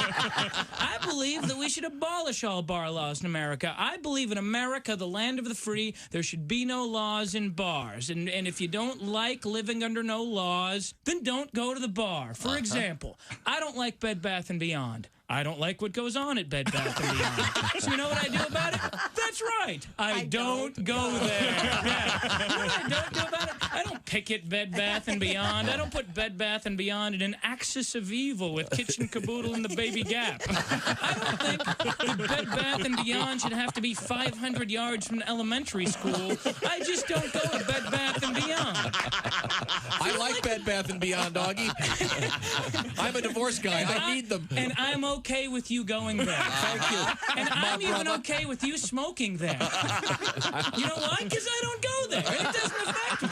With us in the studio, comedian John Garrett. You have a straight job? I mean, like a normal day-to-day thing? Yeah, I actually do. I'm actually a CPA, believe it or not. Yeah, and that spells party. Yeah, it does. Most people think CPAs are hysterical. Yeah.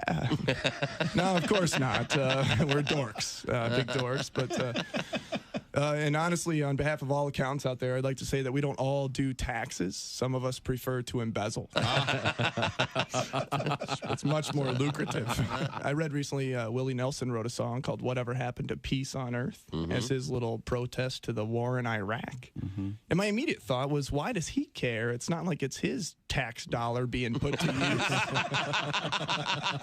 I mean, I think the U.S. government should write a song called Whatever Happened to Willie's 1040. That was a tax joke for the accountants. Woo! Bob and Tom. Coming up. Welcome back to the Bob and Tom Show. How much coffee has he had? He's had a lot. He's out of breath. He's. I had my complete physical last week. My doctor told me I could drink as much coffee as I want. No, he didn't. That's correct. That's correct. He didn't. Good Lord. See, it's not. I don't care that you're lying. Honestly, I really don't. I care that you think I believe you. That irritates me. This is decaf. Yeah, right. We're good.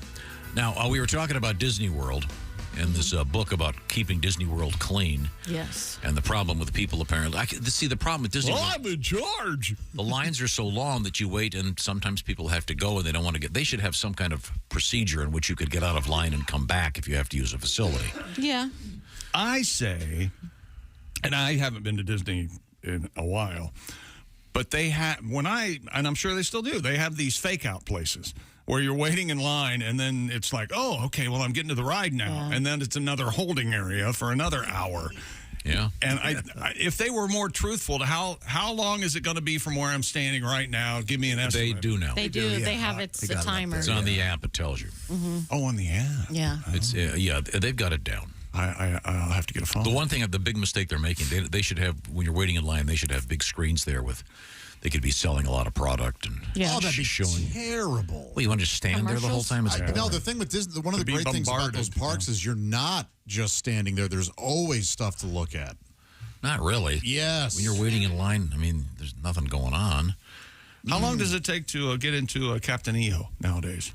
That one is shorter than it used to be. Is that right? That's right. They seem to do away with that. Yeah, they got a thing. That one, they've got a sign. You can't be taller than this. And they go the other way. Measures the height of your butt. Yeah. Oh, okay. You opened that can of worms. I would ask you guys to explain it to me, but I probably the Michael Jackson ride. Oh, like the Muppet Show, they had the 3D Muppet Show thing. It used to be a Captain EO thing where Michael was some sort of space traveler. Or something. I never saw it. No, I didn't either. Had to get rid of that then. They Cosby ride. Quite a while. Surprising. Remember that was the Dick Tracy ride for about 2 weeks. That'd be an interesting book. The rides that flopped immediately. Yeah. And Mr. Toad. Yes, I loved Mr. Toad. That was around for a long time. People love Mr. Toad. Yeah, that was fun. There was a rumor that it was causing heart attacks or something. It was it was wild. Yeah, it was a wild ride. There's no doubt about it. I love that one. Have you guys been on this one, Ride of the Resistance? Yeah, I have. Yeah. Wow. That's the great Star Wars thing, right? Yeah. That's where the lines were a couple hours. Yeah. Pretty fun. Yeah, it was great. Cool. Wait a minute, do you have a song about the lines and the issues of people going in the lines and the wait? Yeah, of course I do. Yeah. Disney's a world of waiting and expensive eats. It's a world of standing around with hot, sore feet. There's so much there to do, but you stand in the queue. It's a long line after all. 1, 2, 3, 4. It's a long line after all. Everybody. But do your business in a bathroom stall. Use a toilet when nature calls. It's a long line after all. Hold it, yeah. We had $20 nachos and turkey legs. Now my son's got to go, and he's starting to beg. Please, Dad. But he's a gentleman, it's true. It's a Lou for number 2. It's a long line after all. The line is slowing to a crawl. This idiot cut in, now there's a brawl. Someone crapped in this dim-lit hall. It's a long line after all.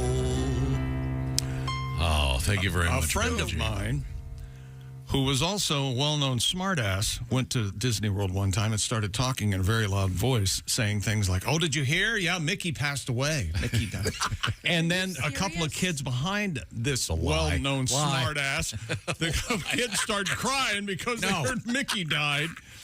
Wow. I love it. Your thoughts, Tom? That's a lie. Right now, what about the Mickey Mouse butter? What about that? That's true. Go ahead. They used to have, I don't know if they still have it. They have Mickey Mouse ice cream bars. There used to be a restaurant. I don't know if the it's Living still there. Seas or the something. Living Seas, which is now what's the Ellen DeGeneres voice? That thing. Dory. Nemo. Nemo. Now it's the Nemo ride. There used to be a restaurant there where you could sit and see the aquarium. I don't know if that's still there, but. Yeah, it was somewhat disturbing that the butter was shaped like little Mickey Mouses, and someone got very upset when you had to Oh. Cut their ear off. Cut their ear off to enjoy a roll, and you're eating Mickey's face. It was problematic. We had a request for this. This goes back a ways. This was a classic phone call about Thanksgiving. Morning, Bob and Tom Show. Hello. Hi, who's this? This is Tammy from Cincinnati. Hi, Tammy. Was at the in-laws for Thanksgiving dinner. They had separated or were divorced after 26 years of marriage, so the mom was putting on the dinner by herself. After prayer, everyone's sitting there nice and quietly, so she wants to read a little poem. Oh, no. Everybody starts laughing. It makes her really mad, so she stands up and she says, "You don't know the hell I've lived through the past 26 years. Your father always wanted to blank me up the blank, and I've got the hemorrhoids to prove it." Oh, my God. Thank you. There you go. All right, now can we go home? No wonder your mom wanted to stand up and read a poem. All right, thank you very much. Okay, you get the idea. Even then, I wanted to go home. This one is a little happier, I think. I think you'll enjoy this phone call. Morning, Bob and Tom Show.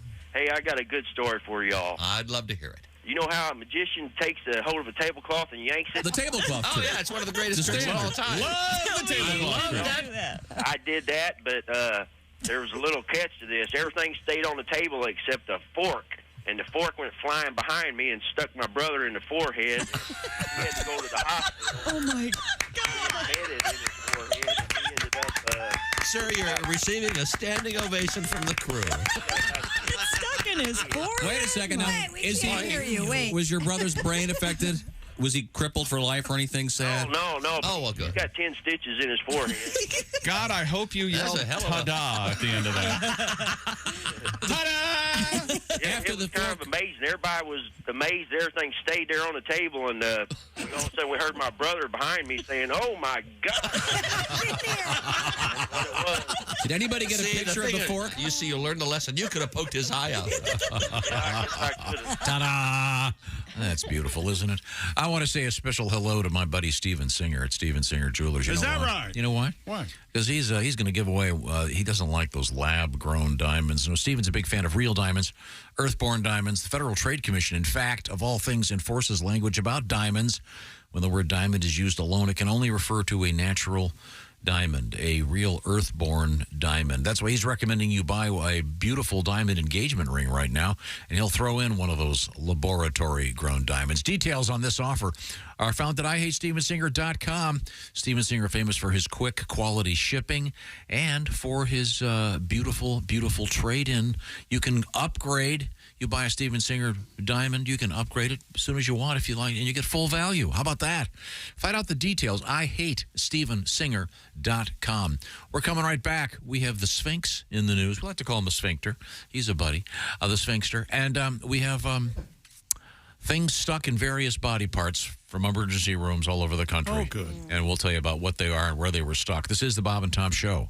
Thanks for listening to the Bob and Tom Show this morning. Catch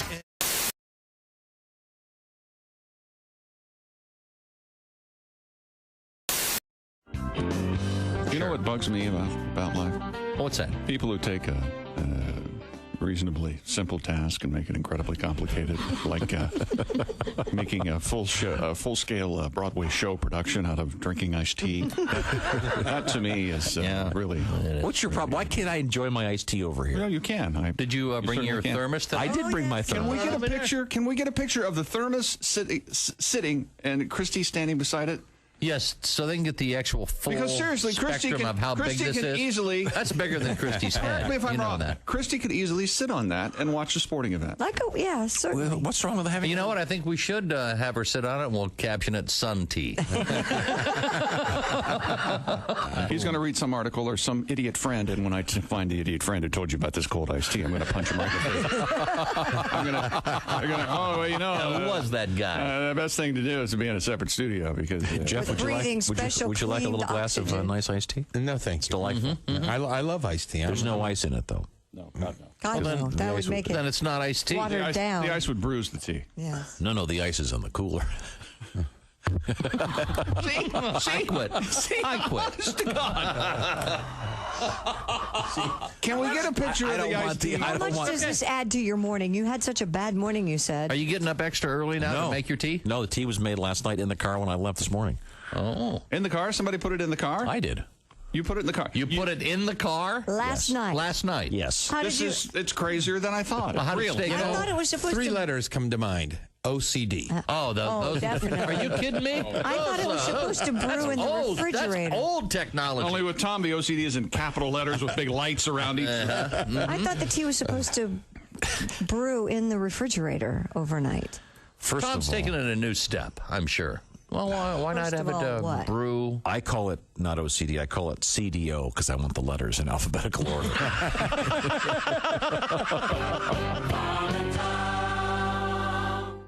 Hey, Josh Arnold here from the Bob and Tom Show. Do you know where squeaky, fresh cheese curds come from?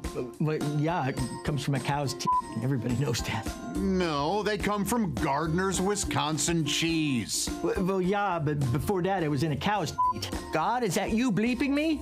This is why Gardner's Wisconsin cheese is different. Their cheese curds are made fresh in the morning and delivered to your doorstep in about 48 hours nationwide. The freshest curds outside the walls of the creamery, I say.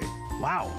We've got fresh curds, but we couldn't get them to you for about a month by buggy. You gotta try their oven-baked cheese. It arrives at your doorstep pre-baked. You just heat it and eat it. Grill it, skillet, air fry it. Oh, we're not allowed to have air fryers. We'd burn in hell for that. But you cook the cheese, I guess. And their aged super sharp cheddars are amazing. From 4 to 17 years. My favorite is the 8-year-old super sharp cheddar. It's powerful but still creamy and melts in your mouth. Just delicious. Sounds like that Gardner farmer is pretty smart on cheese. Right now, receive free cold pack shipping and free cheese curds when you spend $59 or more at GardnersWisconsinCheese.com. I don't have an internet. Their pre-selected package deals make great gifts for coworkers, friends, or anyone hard to shop for. Remember, cheese is always a good idea. Can't argue with that. That's GardnersWisconsinCheese.com.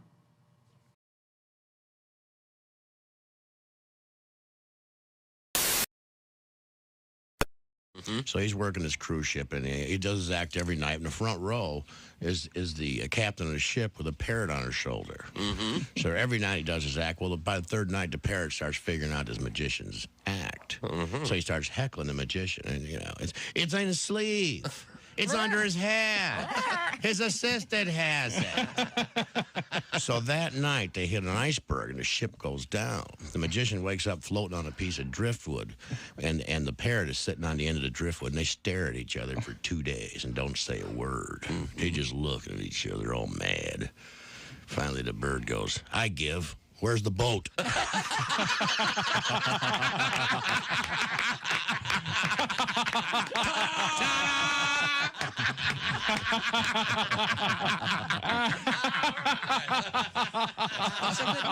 Oh, yeah.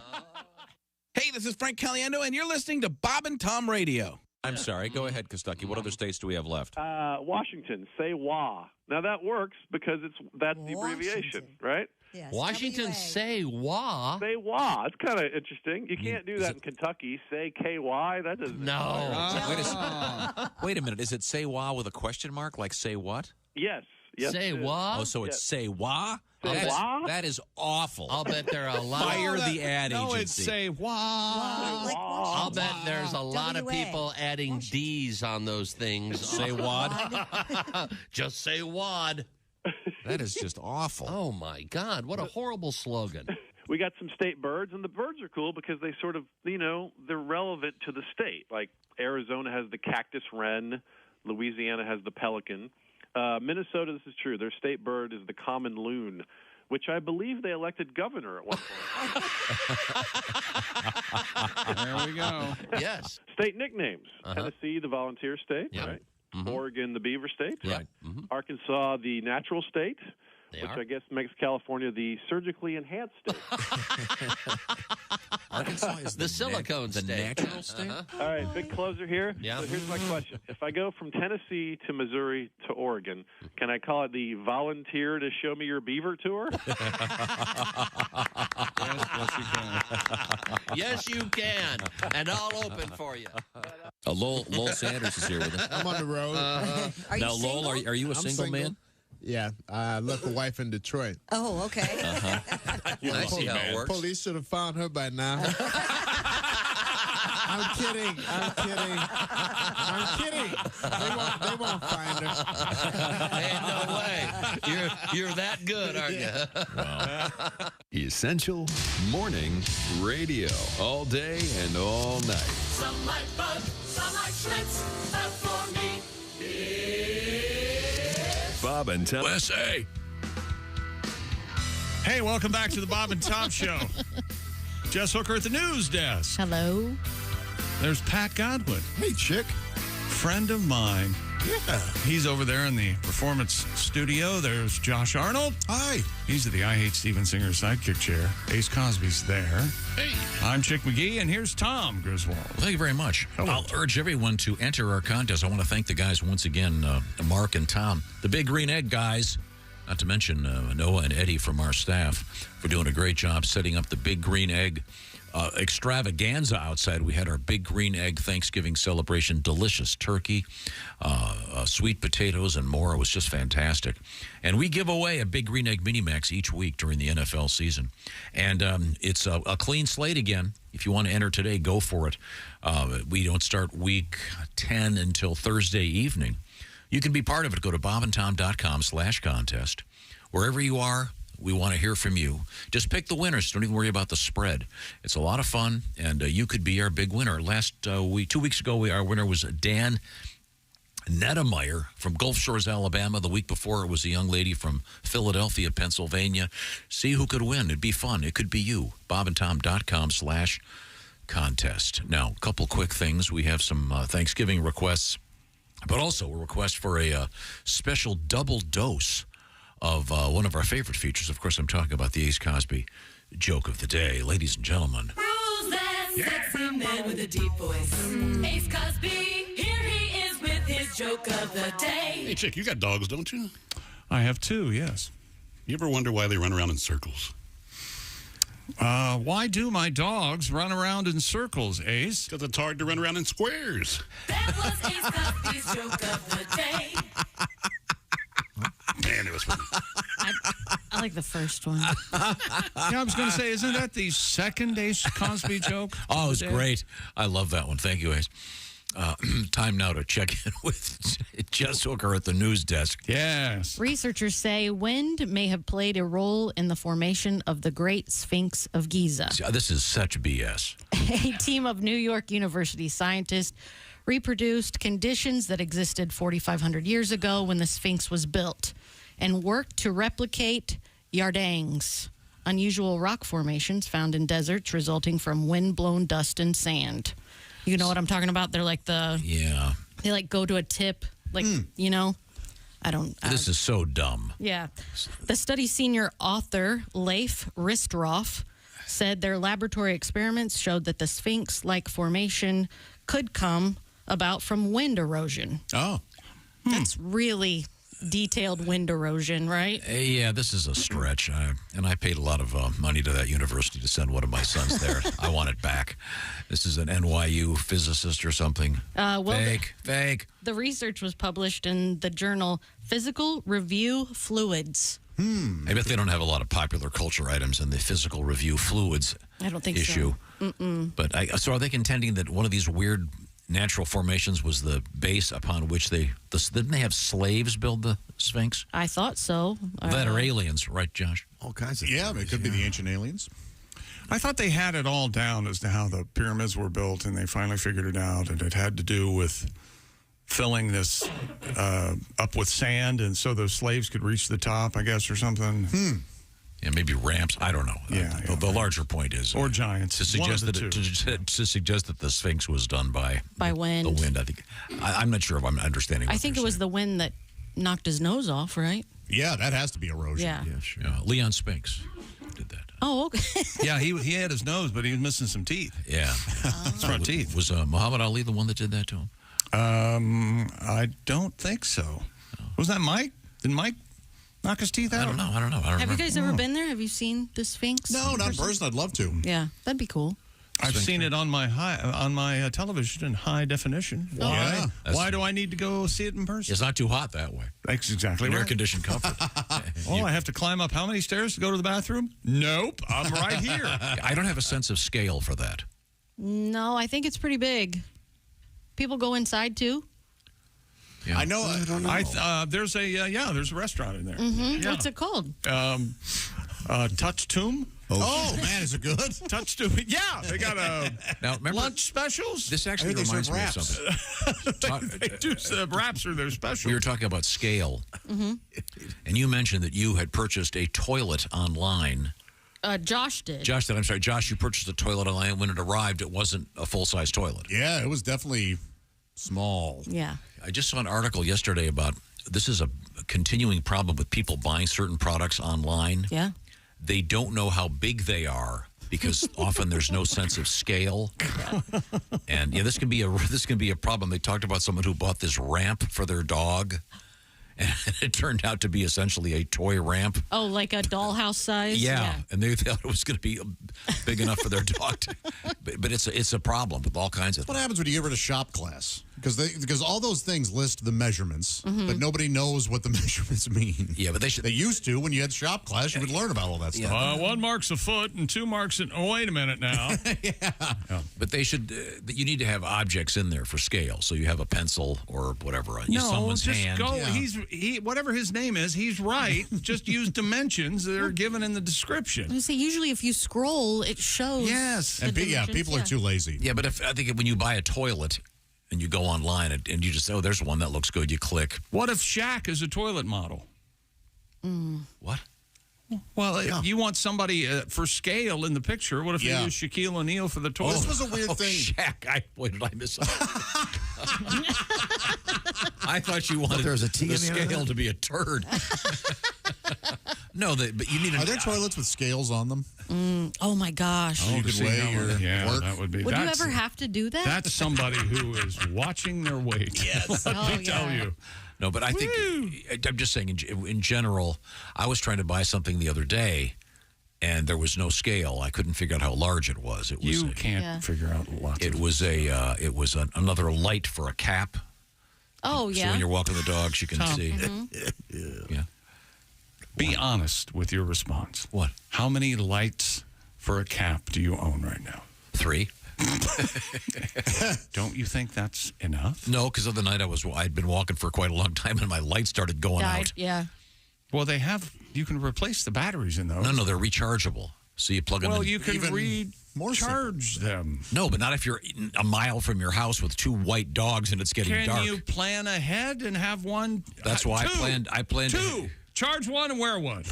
No? No, I think you need a battery pack to hook up to the back of your head. So I need a you can bat. So plug I've it got. in. You're going to hire somebody to follow you with a generator. I can feel it. I have 2 of them that I clip onto my cap. 2 at the same time? Yeah, like headlights.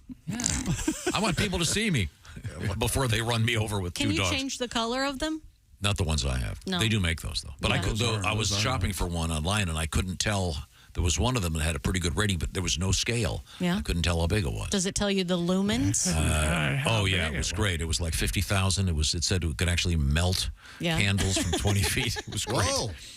I'm just that saying. toilet I bought, I saw the dimensions because I had to check to see that it would fit in my. Right. And something went wrong. Yeah. And when I wrote them back and got their reply in very broken English about how they made a mistake. They were going to refund my money, but I had to pay for shipping, which was as much as the toilet. Yeah. But I'm just saying it's simpler to have something in the photograph that shows you how big it is. Yeah, when we installed that toilet, we were on vacation and had somebody come in and redo our bathroom while we were gone. And it was my son's bathroom. And so we come home from vacation. He goes in there, comes out. He goes, "Is this a joke?" You know, like he's 6 feet tall, and he was like, "Is this a joke?" Little tiny. It was way too small. Yeah, but you don't really know until you sit on it how short Sit. it is. Yeah. Sit. Yes, sit. But Pat was telling me you're the expert on scale. If you're sending a dick pic, you want to have Never done that. Something in there. Josh did that. Like Me. you want to have like a yardstick, that happens to be leaning against your leg. There's no autocorrect, so I can't send one. We have time for another quick news story. What have we missed? It's been called the Holy Grail of shipwrecks. And along with its purported treasures, it's set to be recovered from the bottom of the ocean. The Colombian government said the San Jose, which was sunk by the British Navy in 1708 off the port of Cartagena, would be recovered as quickly as possible. The ship is thought to have sunk with a large amount of treasure aboard, including 220 tons of silver, emeralds, and 11 million gold coins. Wow. The cash is believed to be worth $20 billion. $20 billion. The screw job on this is, it's very complicated, but the salvage company that found it doesn't get to necessarily get it or keep it. Yes, there is a controversy over the first location, or who first located the ship. Oh. Yes. The U.S. salvage consortium Gloca Mora, claiming to have done it in 1981, while the Colombian government says their divers found it in 2015. Well, I think if we can trust anybody, it's the Colombian government. Yeah. Certainly. I'm sure they have somebody overseeing this entire thing. Isn't the cocaine money enough? They need $20 billion in a shipwreck. You know who I say gets this? The British. Yeah. They sunk the ship. Oh, that's true. As far as I'm concerned. How about the slave labor that mined it? Maybe that should be a consideration. I'm not worried about that. Minor detail. If you're worried about that, don't use your phone. Yes, I'm sorry. Why do what's right when you can get rich? Not to mention the fact that whoever salvages it, there's going to be a curse involved. Oh, there has to be, right? Yeah. But if there are thousands and thousands of gold coins, how do they make sure that one of the divers doesn't slip one in his Speedo? You got to let him. I think he deserves it. Like a casino. Yeah, you have to add it in. There's going to be spoilage, if you will. Exactly, Yes. Yeah. $20 billion. Tip the diver. Yes. Okay, that is absolutely amazing. That's crazy. You know what else is amazing? It's already the holidays. And granted, it may be too early to start decorating for the holidays, but it's never too early to start your holiday shopping. I was just telling Mark in the back. What's his name? Mark. Whatever. Which one? Mitchell. I visited Santa Claus yesterday for Mark as far as a Christmas gift goes. That's right. And why not take care of your Christmas shopping now before the crowds and the packed calendars and the thing and the nightmare with Raycon. Early Black Friday sales going on right now at buyraycon.com/Tom. They currently are offering 20% off everything on their site with select products up to 50%. Beat the crowd, save now. Trust us. You don't want to miss out on Raycon's early Black Friday sale. Raycon, known for high quality and thoughtful features at about half the price of other premium tech brands. No wonder their products have racked up about tens of thousands of five-star reviews. And Raycon now has Raycon Home and Raycon Power Tech, plus their five-star reviewed Magic 180 cable that allows you to charge iOS, micro, USB, Type-C devices 8 times faster with 100 watts of power. Hurry now to buyraycon.com/Tom and get 20 to 50% off site-wide plus free shipping. That's buyraycon.com/Tom. Score up to 50% off Raycon products. buyraycon.com/Tom. Thank you very much, Chick McGee. Yes, sir. A great gift. I love my Raycon earbuds. I was thinking about this shipwreck thing with the $20 billion in gold and silver, et cetera, et cetera. There's an added bonus here.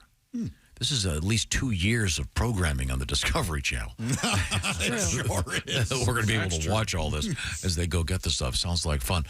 Coming up, we have interesting news from the world of high school cafeterias. And we all know what that's like. And we have things stuck in various body orifices. This is the Bob and Tom Show. Essential Morning Radio.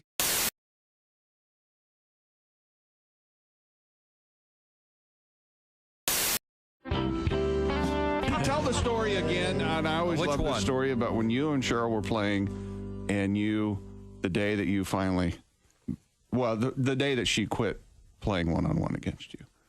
You mean when I finally beat her? Yes. This is Reggie's sister. A couple years ago. She wasn't going to play anymore. Well, when I sent her shot into my mom's rose garden, we started playing horse. Right. But you got to remember, Cheryl was always 2 to 3 inches taller as we were growing up. So I started to catch her in height my freshman and sophomore year of high school.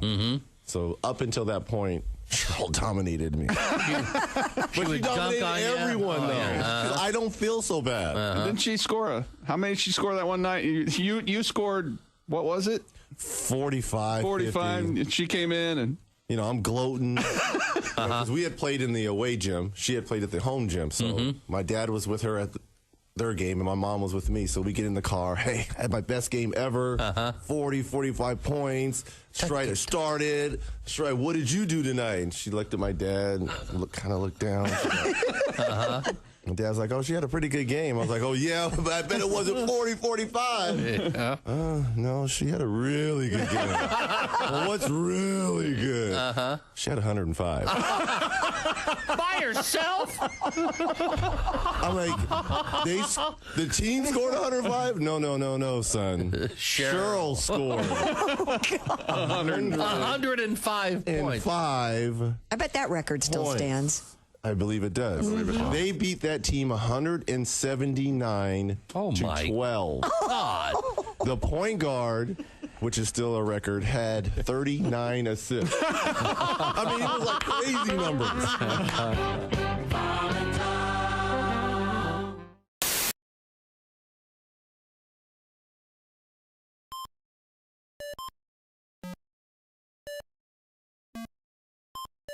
Hey, did you enjoy those videos played in that break? Check out the Bob and Tom YouTube playlist for more great stuff.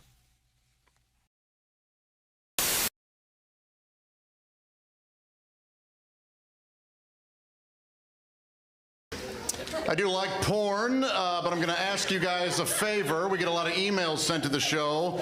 You can stop sending me porn clips, okay? Thanks, but no thanks. I appreciate it, but I'll be honest, I want to find my own porn, okay? T-Rex doesn't want to be fed. T-Rex wants to hunt. That's...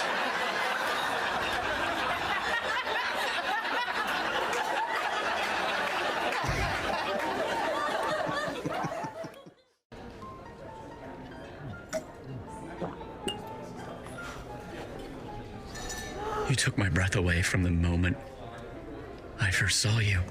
Will you marry me, Dolly? She said yes! She said yes! It's not a real person. It's not a real diamond. Real, natural, earthborn diamond. For your real love, from a real jeweler you can trust. Steven Singer Jewelers.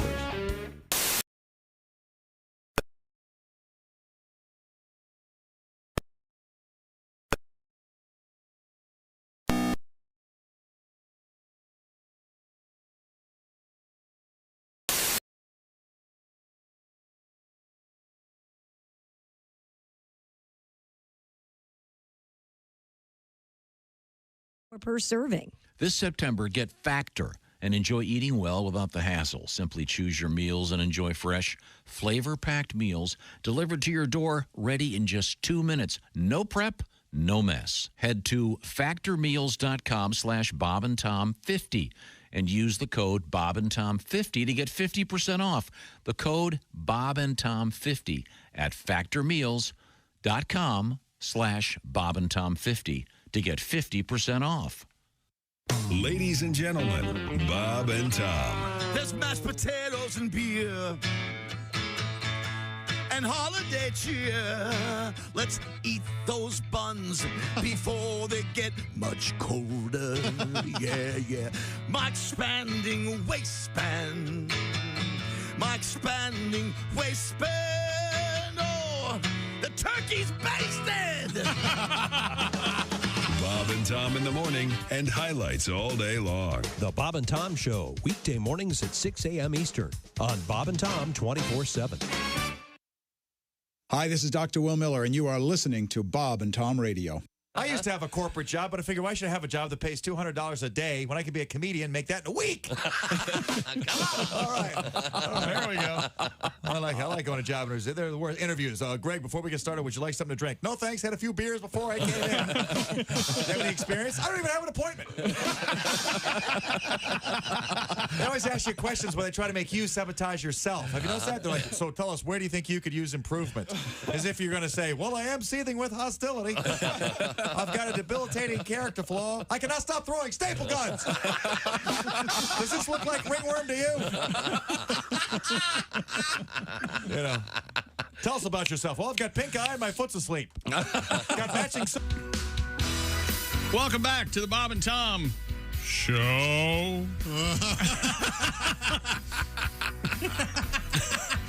That caught me off guard. I feel like I had Thanksgiving dinner, and I want to take a big nap in front of the TV is what I want to do. We did have the big green egg. Yes. Thanksgiving cookout. Delicious. Man, that turkey was moist. That was the best turkey ever. Don't forget, you can win a big green egg mini max. Go to bobandtom.com/contest and give us your NFL picks for the forthcoming week. It actually begins Thursday night. We'll find out who won Week 9 and won the big green egg mini max. We'll be finding that out either later today or more likely tomorrow as we sift through all those entries. You could be one of them. bobandtom.com/contest.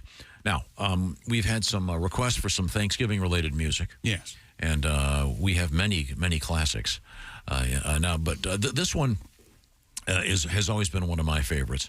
And this happens to also be from Mr. Haywood Banks.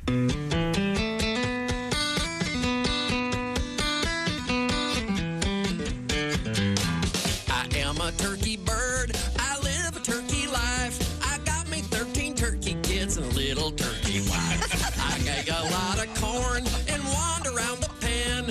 Have a drink of water, then I have some corn again. A feather sticking out, a pecking on the ground. Come on, check me out. I'm strutting all around. Dangly noodle hang thing, growing off my face. Looking good, only thing to say is whoop, whoop, whoop.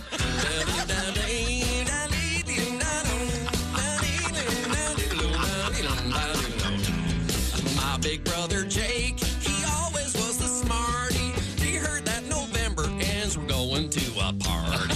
Going to a party, I'll be the guest of honor, where they will present to me a red pop-up thermom. Had a little dream, all the good china. You know I like cranberries, lighting the candles. Pass me the rutabaga. Any corn left? Getting kind of sleepy. Ate too much? Boy, I'm stuffed.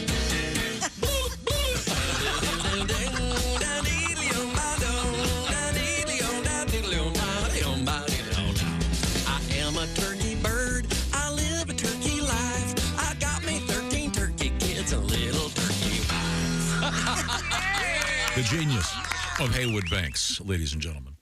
And by the way, if you go to Haywood's website, you can find out about some upcoming shows, including the Diamond Joe Casino in Northwood, Iowa. There's a ticket link on there, evidently. I don't think Haywood had anything to do with setting it up. But. What's curious about Haywood's calendar is it has some shows in November and December. Then it's got January 12th show there. Then the next one, it's either a typo or because all the next shows are listed for 2023. I'm guessing. Huh? Yeah, in other words, I think the dates on some of these may be a little bit sketchy. But I know for sure he's got a few coming up immediately. And he may be our guest on Friday. I'm not sure. Maybe we get a live version of Turkey Bird. Right now, she's alive. A live version of Yam. The Yam song is what I think the Yam song was if you forgive me, a jam. A one-off? Yeah, it was. I think it was just, it was a live day. And so him doing it now and trying to figure out what the words would be different how. Yeah, that's true. Yeah. Haywood needs a cover band that could actually do the songs and remember the words. What would the Haywood cover band be called? This is going to take some thinking. Uh-oh. I'm not sure. They would Banks. They are playing his songs. They would. Okay. The larger point here. I'm Haywood Banks, and these are the They Woods. It'd probably be the Toasters, probably. Oh, okay. Yeah. He'd sue. I mean, an authorized Haywood. Oh, okay. Oh, okay. Haywood and the Toasters. Right, it's time now to check in with Jess Hooker. She is sitting in for Christy Lee at the Bob and Tom news desk. What do you got? Do you remember when I said, hey, Tom, I don't have this story? And you said, oh, I'll print it. And then you printed it, and I realized why I said I don't have this story. Why is that? It's awful. Yeah, well, there's a reason. I mean, it's a great story.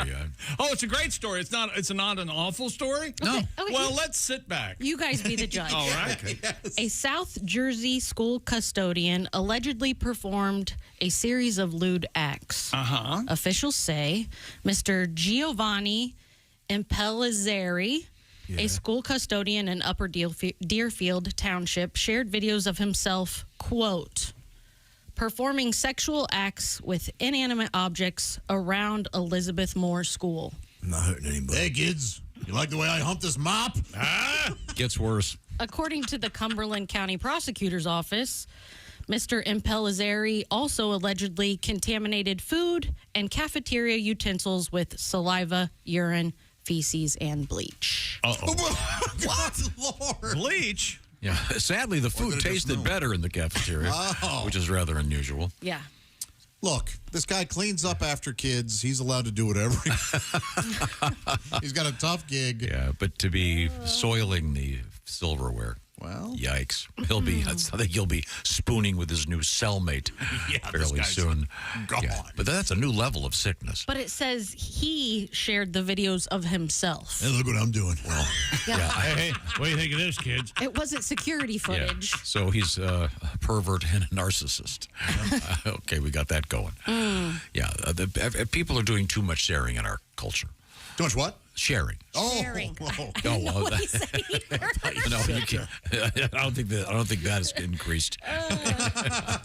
Maybe that's probably a standard. Yeah, it used to be the custodian would do this and nobody knew. That's right. You kept it quiet. I always love the one where there's the video of the guy at the office and he's climbing up on the counter and peeing into the coffee machine. Oh, is that real? Yes. Oh my gosh. The coffee guy. No. Oh, boy, that's got to... Yeah, absolutely. Yeah, you can't mess around with bloodborne pathogens like that. Yeah. Talk about a cup of Joe in the morning. Boy. That's a cup of Joe, all right.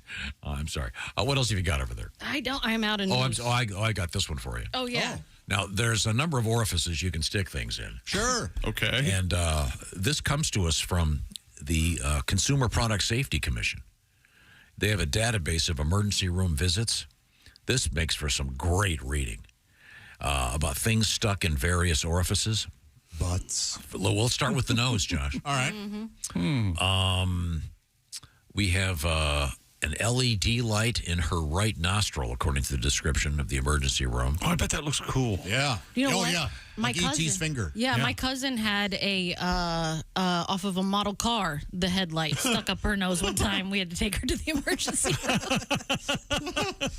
Do you think she was trying to look up and see her brain? It said this a prank her brother pulled on her. They were unable to get it out. All right. Part of a computer mouse stuck in the nose. Oh, maybe the ball. Yeah, a piece of popcorn. Oh, okay, yeah. I bet it was the ball. You're right, Josh. I'm sorry. But I wonder if at any time these things went in the mouth and got stuck in the sinuses and ended up like popcorn. Like, what if you had popcorn and you sneezed? Oh, Didn't Willie have a blueberry up his nose? Yeah, Willie had a blueberry stuck in his nose. He still has it. Isn't that weird? Yeah. And then I called a friend of mine who was a doctor. Said, "What do I do?" And he said, "Lie him down on the table," which I did.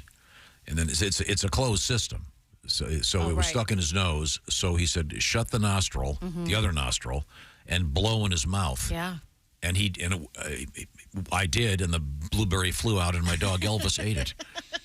He's a good boy. I miss Elvis. He Elvis was the was best a dog good ever. boy. He died from blueberry poisoning. Never needed a leash. You can't feed a dog blueberry. I didn't see that coming, huh? Boy, talking about you're a regular O. Henry. You know Here's that? the kid. The description from the ER was he was smelling a magnet. It went up his nostril. Boy, he's got a strong sniffer. Don't they make... I was way too enthusiastic. Don't they make magnetic decorations for your nose? Oh, they do. Piercings? Magnetic nose rings, yeah. Yeah. So you put the back up in your nostril and then clicks into place. Magnets. Easiest way to make an attractive woman unappealing nose jewelry. I just very much. Hey, Jess, how long did you work around Tom when you had nose jewelry? Not long. I took it out. Yeah, especially the ones in the middle that are the color of boogers. I didn't have one in the middle. Mine was on the side. Septum piercing? Yeah. No thanks. All hot. No. Hot. Trash. Okay. He's nothing personal. But sometimes trash is hot. Trash is hot. What I'm saying. Trashy can be hot. Trashy, sexy. Same thing. Okay. Oh, that's true. Dirty leg. But there you go. Then what are you complaining about, you weirdo? Not the nose. Yeah. Can you, when you have that in there, if you sneeze, does snot fly out the hole? No, it's not. The hole's not that big. Okay. Things caught in throats. Which hole? Stop. Things caught in throats. Stop. Hey. We're doing a story about things in orifices. How dare you gross us out? Stop messing around with nose piercing. Do you want me to get to the mommy parts? Well, yes, do the yes, throat I first. do. Do the throat. Okay, things caught in foreplay. throats. Boy, this starts rough. Well, I have a throat. It's not a mommy part. No, let's do throats. This is once again our source on this, the United States Consumer Product Safety Commission. You can Google this yourself and look it up. Things caught in the throat. Number 1, steak knife. Wow. Oh my gosh.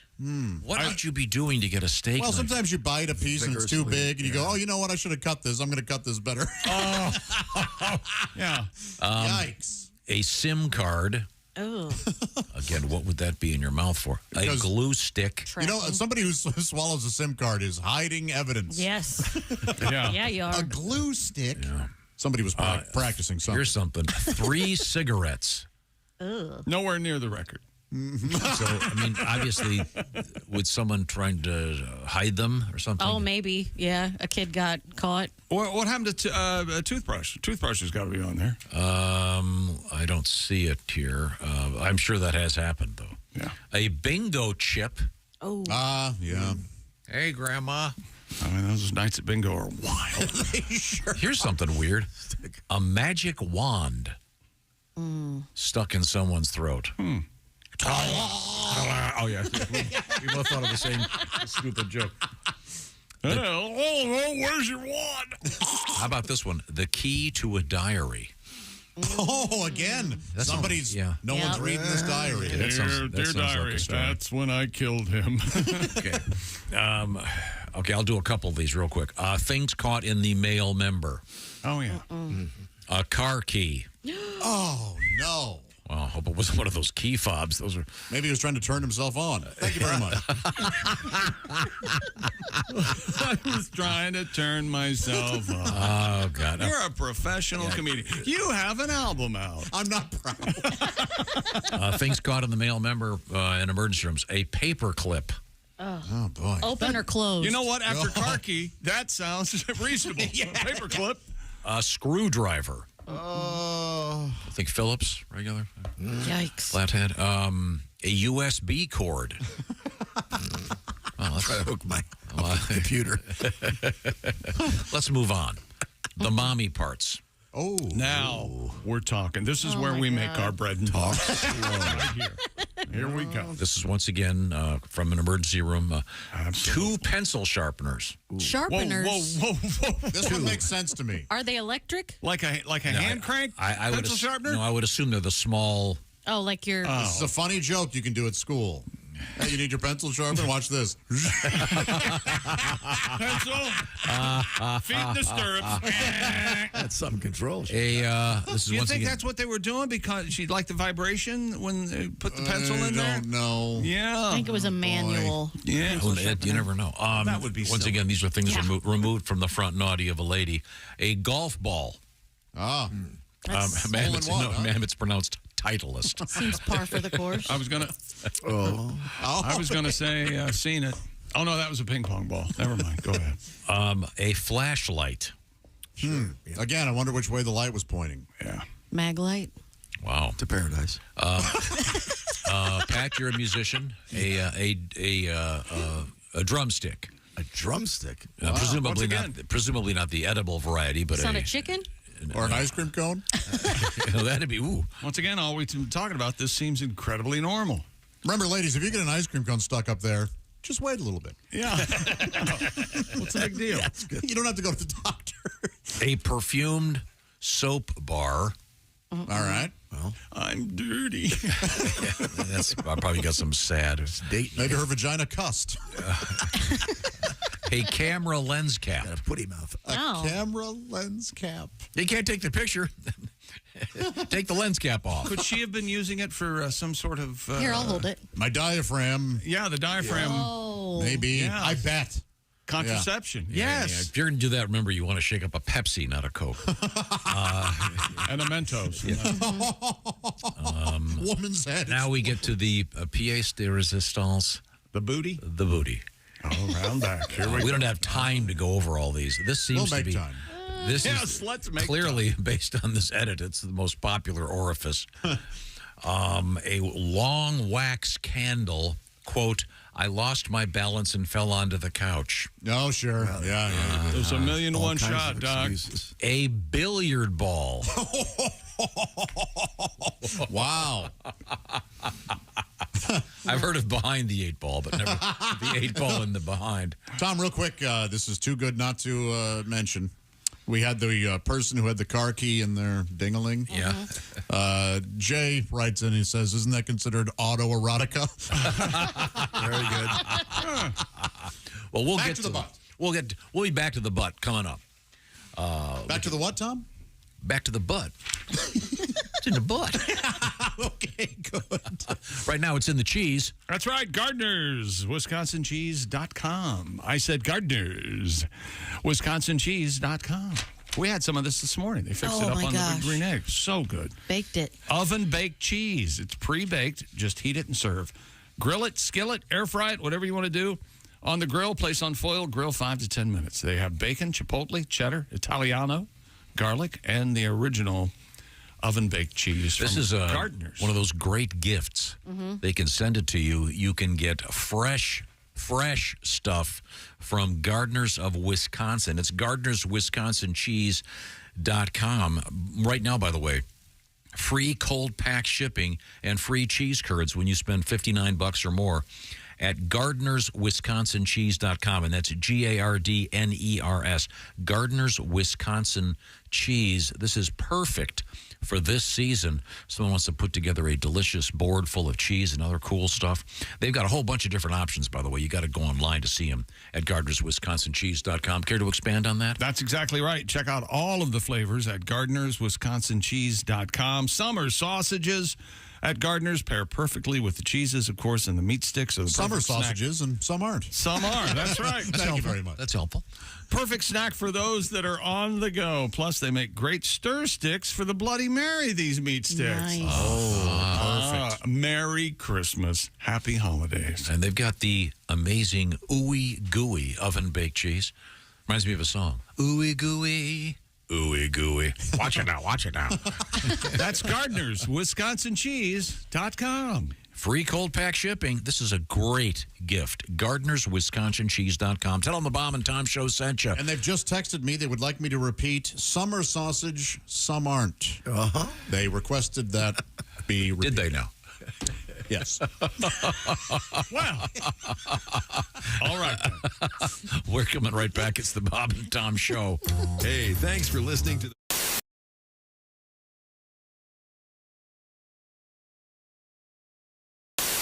Hey, it's Josh, and of course, Hi, Chick McGee, everybody. Your chance to win a Mini Max Big Green Egg for Bob and Tom at Big Green Egg. Each week, someone will win a Mini Max Big Green Egg. it's the Bob and Tom Show Big Skin Pick'em, powered by the Big Green Egg. Go to bobandtom.com/contest on the computer. And Is that where you go? Are we eligible?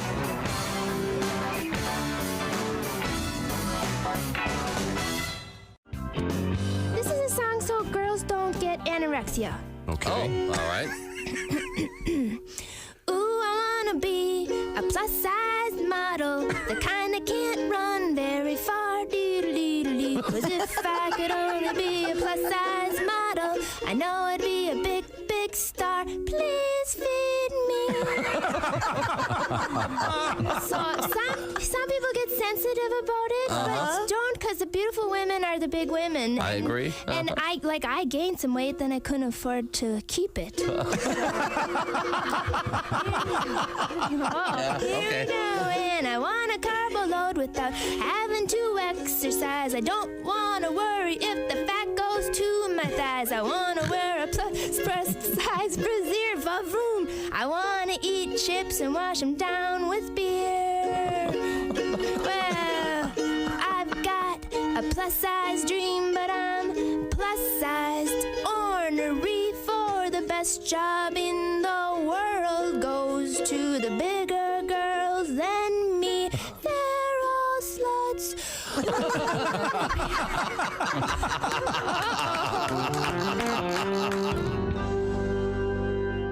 Hey, Josh Arnold here from the Bob and Tom Show. Do you know where squeaky, fresh cheese curds come from?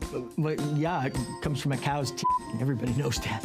No, they come from Gardner's Wisconsin cheese. Well, yeah, but before that, it was in a cow's teeth. God, is that you bleeping me? This is why Gardner's Wisconsin cheese is different. Their cheese curds are made fresh in the morning and delivered to your doorstep in about 48 hours nationwide. The freshest curds outside the walls of the creamery, I say. Wow. We've got fresh curds, but we couldn't get them to you for about a month by buggy. You gotta try their oven-baked cheese. It arrives at your doorstep pre-baked. You just heat it and eat it. Grill it, skill it, air fry it. Oh, we're not allowed to have air fryers. We'd burn in hell for that. Once you cook the cheese, I guess, but... And their aged super sharp cheddars are amazing. From 4 to 17 years. My favorite is the 8-year-old super sharp cheddar. It's powerful but still creamy and melts in your mouth. Just delicious. Sounds like that Gardner farmer is pretty smart on cheese. Right now, receive free cold pack shipping and free cheese curds when you spend $59 or more at GardnersWisconsinCheese.com.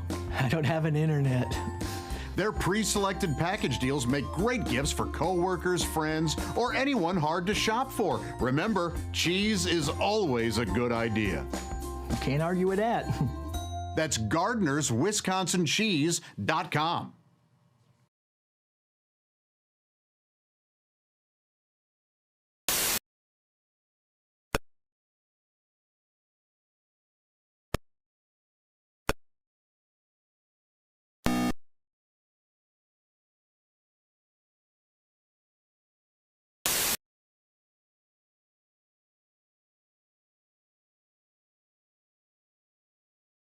It's not your problem. Remove that hatchet from your skull. Say hello to your Sarabella. Oh, dear, you've got a little gravy on your blouse from dinner. Oh, honey, that's not gravy. That's part of my frontal lobe. Just for morons. From Frigamall Industries. Axe for it by name. What the hell? Good morning, sunshine. Bob and Tom Radio. With us in the studio, comedian Chad Daniels. Chad, let's see, we've established the fact that your wife is a college professor. Yes. Are you a college man? No. Ah. That makes for interesting contrast.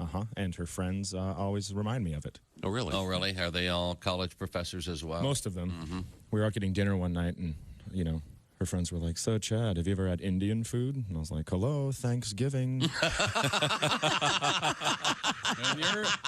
Aren't you a history professor? Yeah. Didn't you know that stuff? Hello. How come the dumb guy's making all the smart comments? This is ridiculous. She has one friend from England that's always bragging about their language. We invented your language. You wouldn't have a language if it wasn't for us. Well, you spelled pneumonia with a P, stupid. Nat starts with a G, and you're bragging about that? And she goes, "You know what? They're silent. You know what? You better be silent before I stab you in your face with a knife." Comedian Greg Hahn. I play golf. Oh, yeah. I love golf. I play a lot of golf. Every hole, like 14,000 strokes. That's a lot of golf. You know what I mean? I look like a propeller out there just swinging away. I love golf. I swing with one hand. I don't even use two hands. I don't care. I hit that ball as hard as I can, walk 6 feet, and hit it again. Every hole I use the driver. Par 3, I don't want to see a 7-iron. I let the big dog eat. I grip and rip it. You give me a golf cart, a 12-pack, and a lake, I'll show you how to have fun all day. You ever wonder how far a golf cart can go in a lake before it sinks? You ever wonder? 13 feet! I love golf. What a sport. It's a good sport, because if you yell 4, you get to hit people with your ball. That was nice. People with houses on the golf course, they're always complaining, if you bounce the ball off their roof. They should shut up and wear a helmet, because I am playing through, buddy. I'm hitting patio furniture, bird feeders, I'm digging up cable. I'm not afraid to take a divot. They call me the farmer. I was flying from South Bend to here. I was on a plane this big. It was like a pack of gum with 8 people in it. What happened was we took off from the South Bend Airport Hair Care and Tire Center there. I don't know if you've ever been there. We got halfway here. We had to go back. It's like a 12-minute flight. We had to go back. We had engine trouble. We lost some oil pressure in one of the engines, and they told us about it over the speaker system of the plane, right, which was stupid because they could have just went, hey, we lost some oil. They could have just turned around and yelled at you. The guy sitting next to me is losing his mind. He goes, hey man, if one of these engines fails, how far will the other one take us? And I was like, all the way to the scene of the crash. Hi, this is Nick. More details on the web. Hey, welcome back to the Bob and Tom Show. Once again, I feel like I've eaten Thanksgiving dinner. Thanks to the fine folks from the Big Green Egg. We had Thanksgiving cookout today, and I just want to sprawl out on the couch and have a nice nap. Oh, yeah, I agree. It was nice? delicious. You can win the Big Green Egg Mini Max. Once again, BobandTom.com/contest, right? Find out about the winner one. Just give us your NFL picks. It's that simple. Correct. Right now, it's time for... Today in history, as only we can do it. I have an incredibly... Comments and asides. Incredibly obscure trivia fact. All right, sir. Jess, I'll put you on the spot again. Okay. She was born in 1867. When she died... Madonna. Sorry. 1867. Yeah, I know. When she died, her body was so radioactive she had to be buried in a lead-lined coffin. Yeah. Oh, yeah. Oh my gosh, I don't know. Tragic and This is horrible and awful. sad, and she had no idea that was going to do that. But did she win Pulitzer, Nobel? Pulitzer, the Nobel Prizes in Madame Marie Curie. Yeah. What happened? Seriously, she was experimenting with radioactivity, and radioactivity. one of the things she found out was that radioactivity can kill you. Well, unfortunately, she couldn't work on a Curie. Oh, very nice. Thank you very much. She didn't wear the lead jacket. Radioactivity, they didn't know it was invisible. It'll kill you.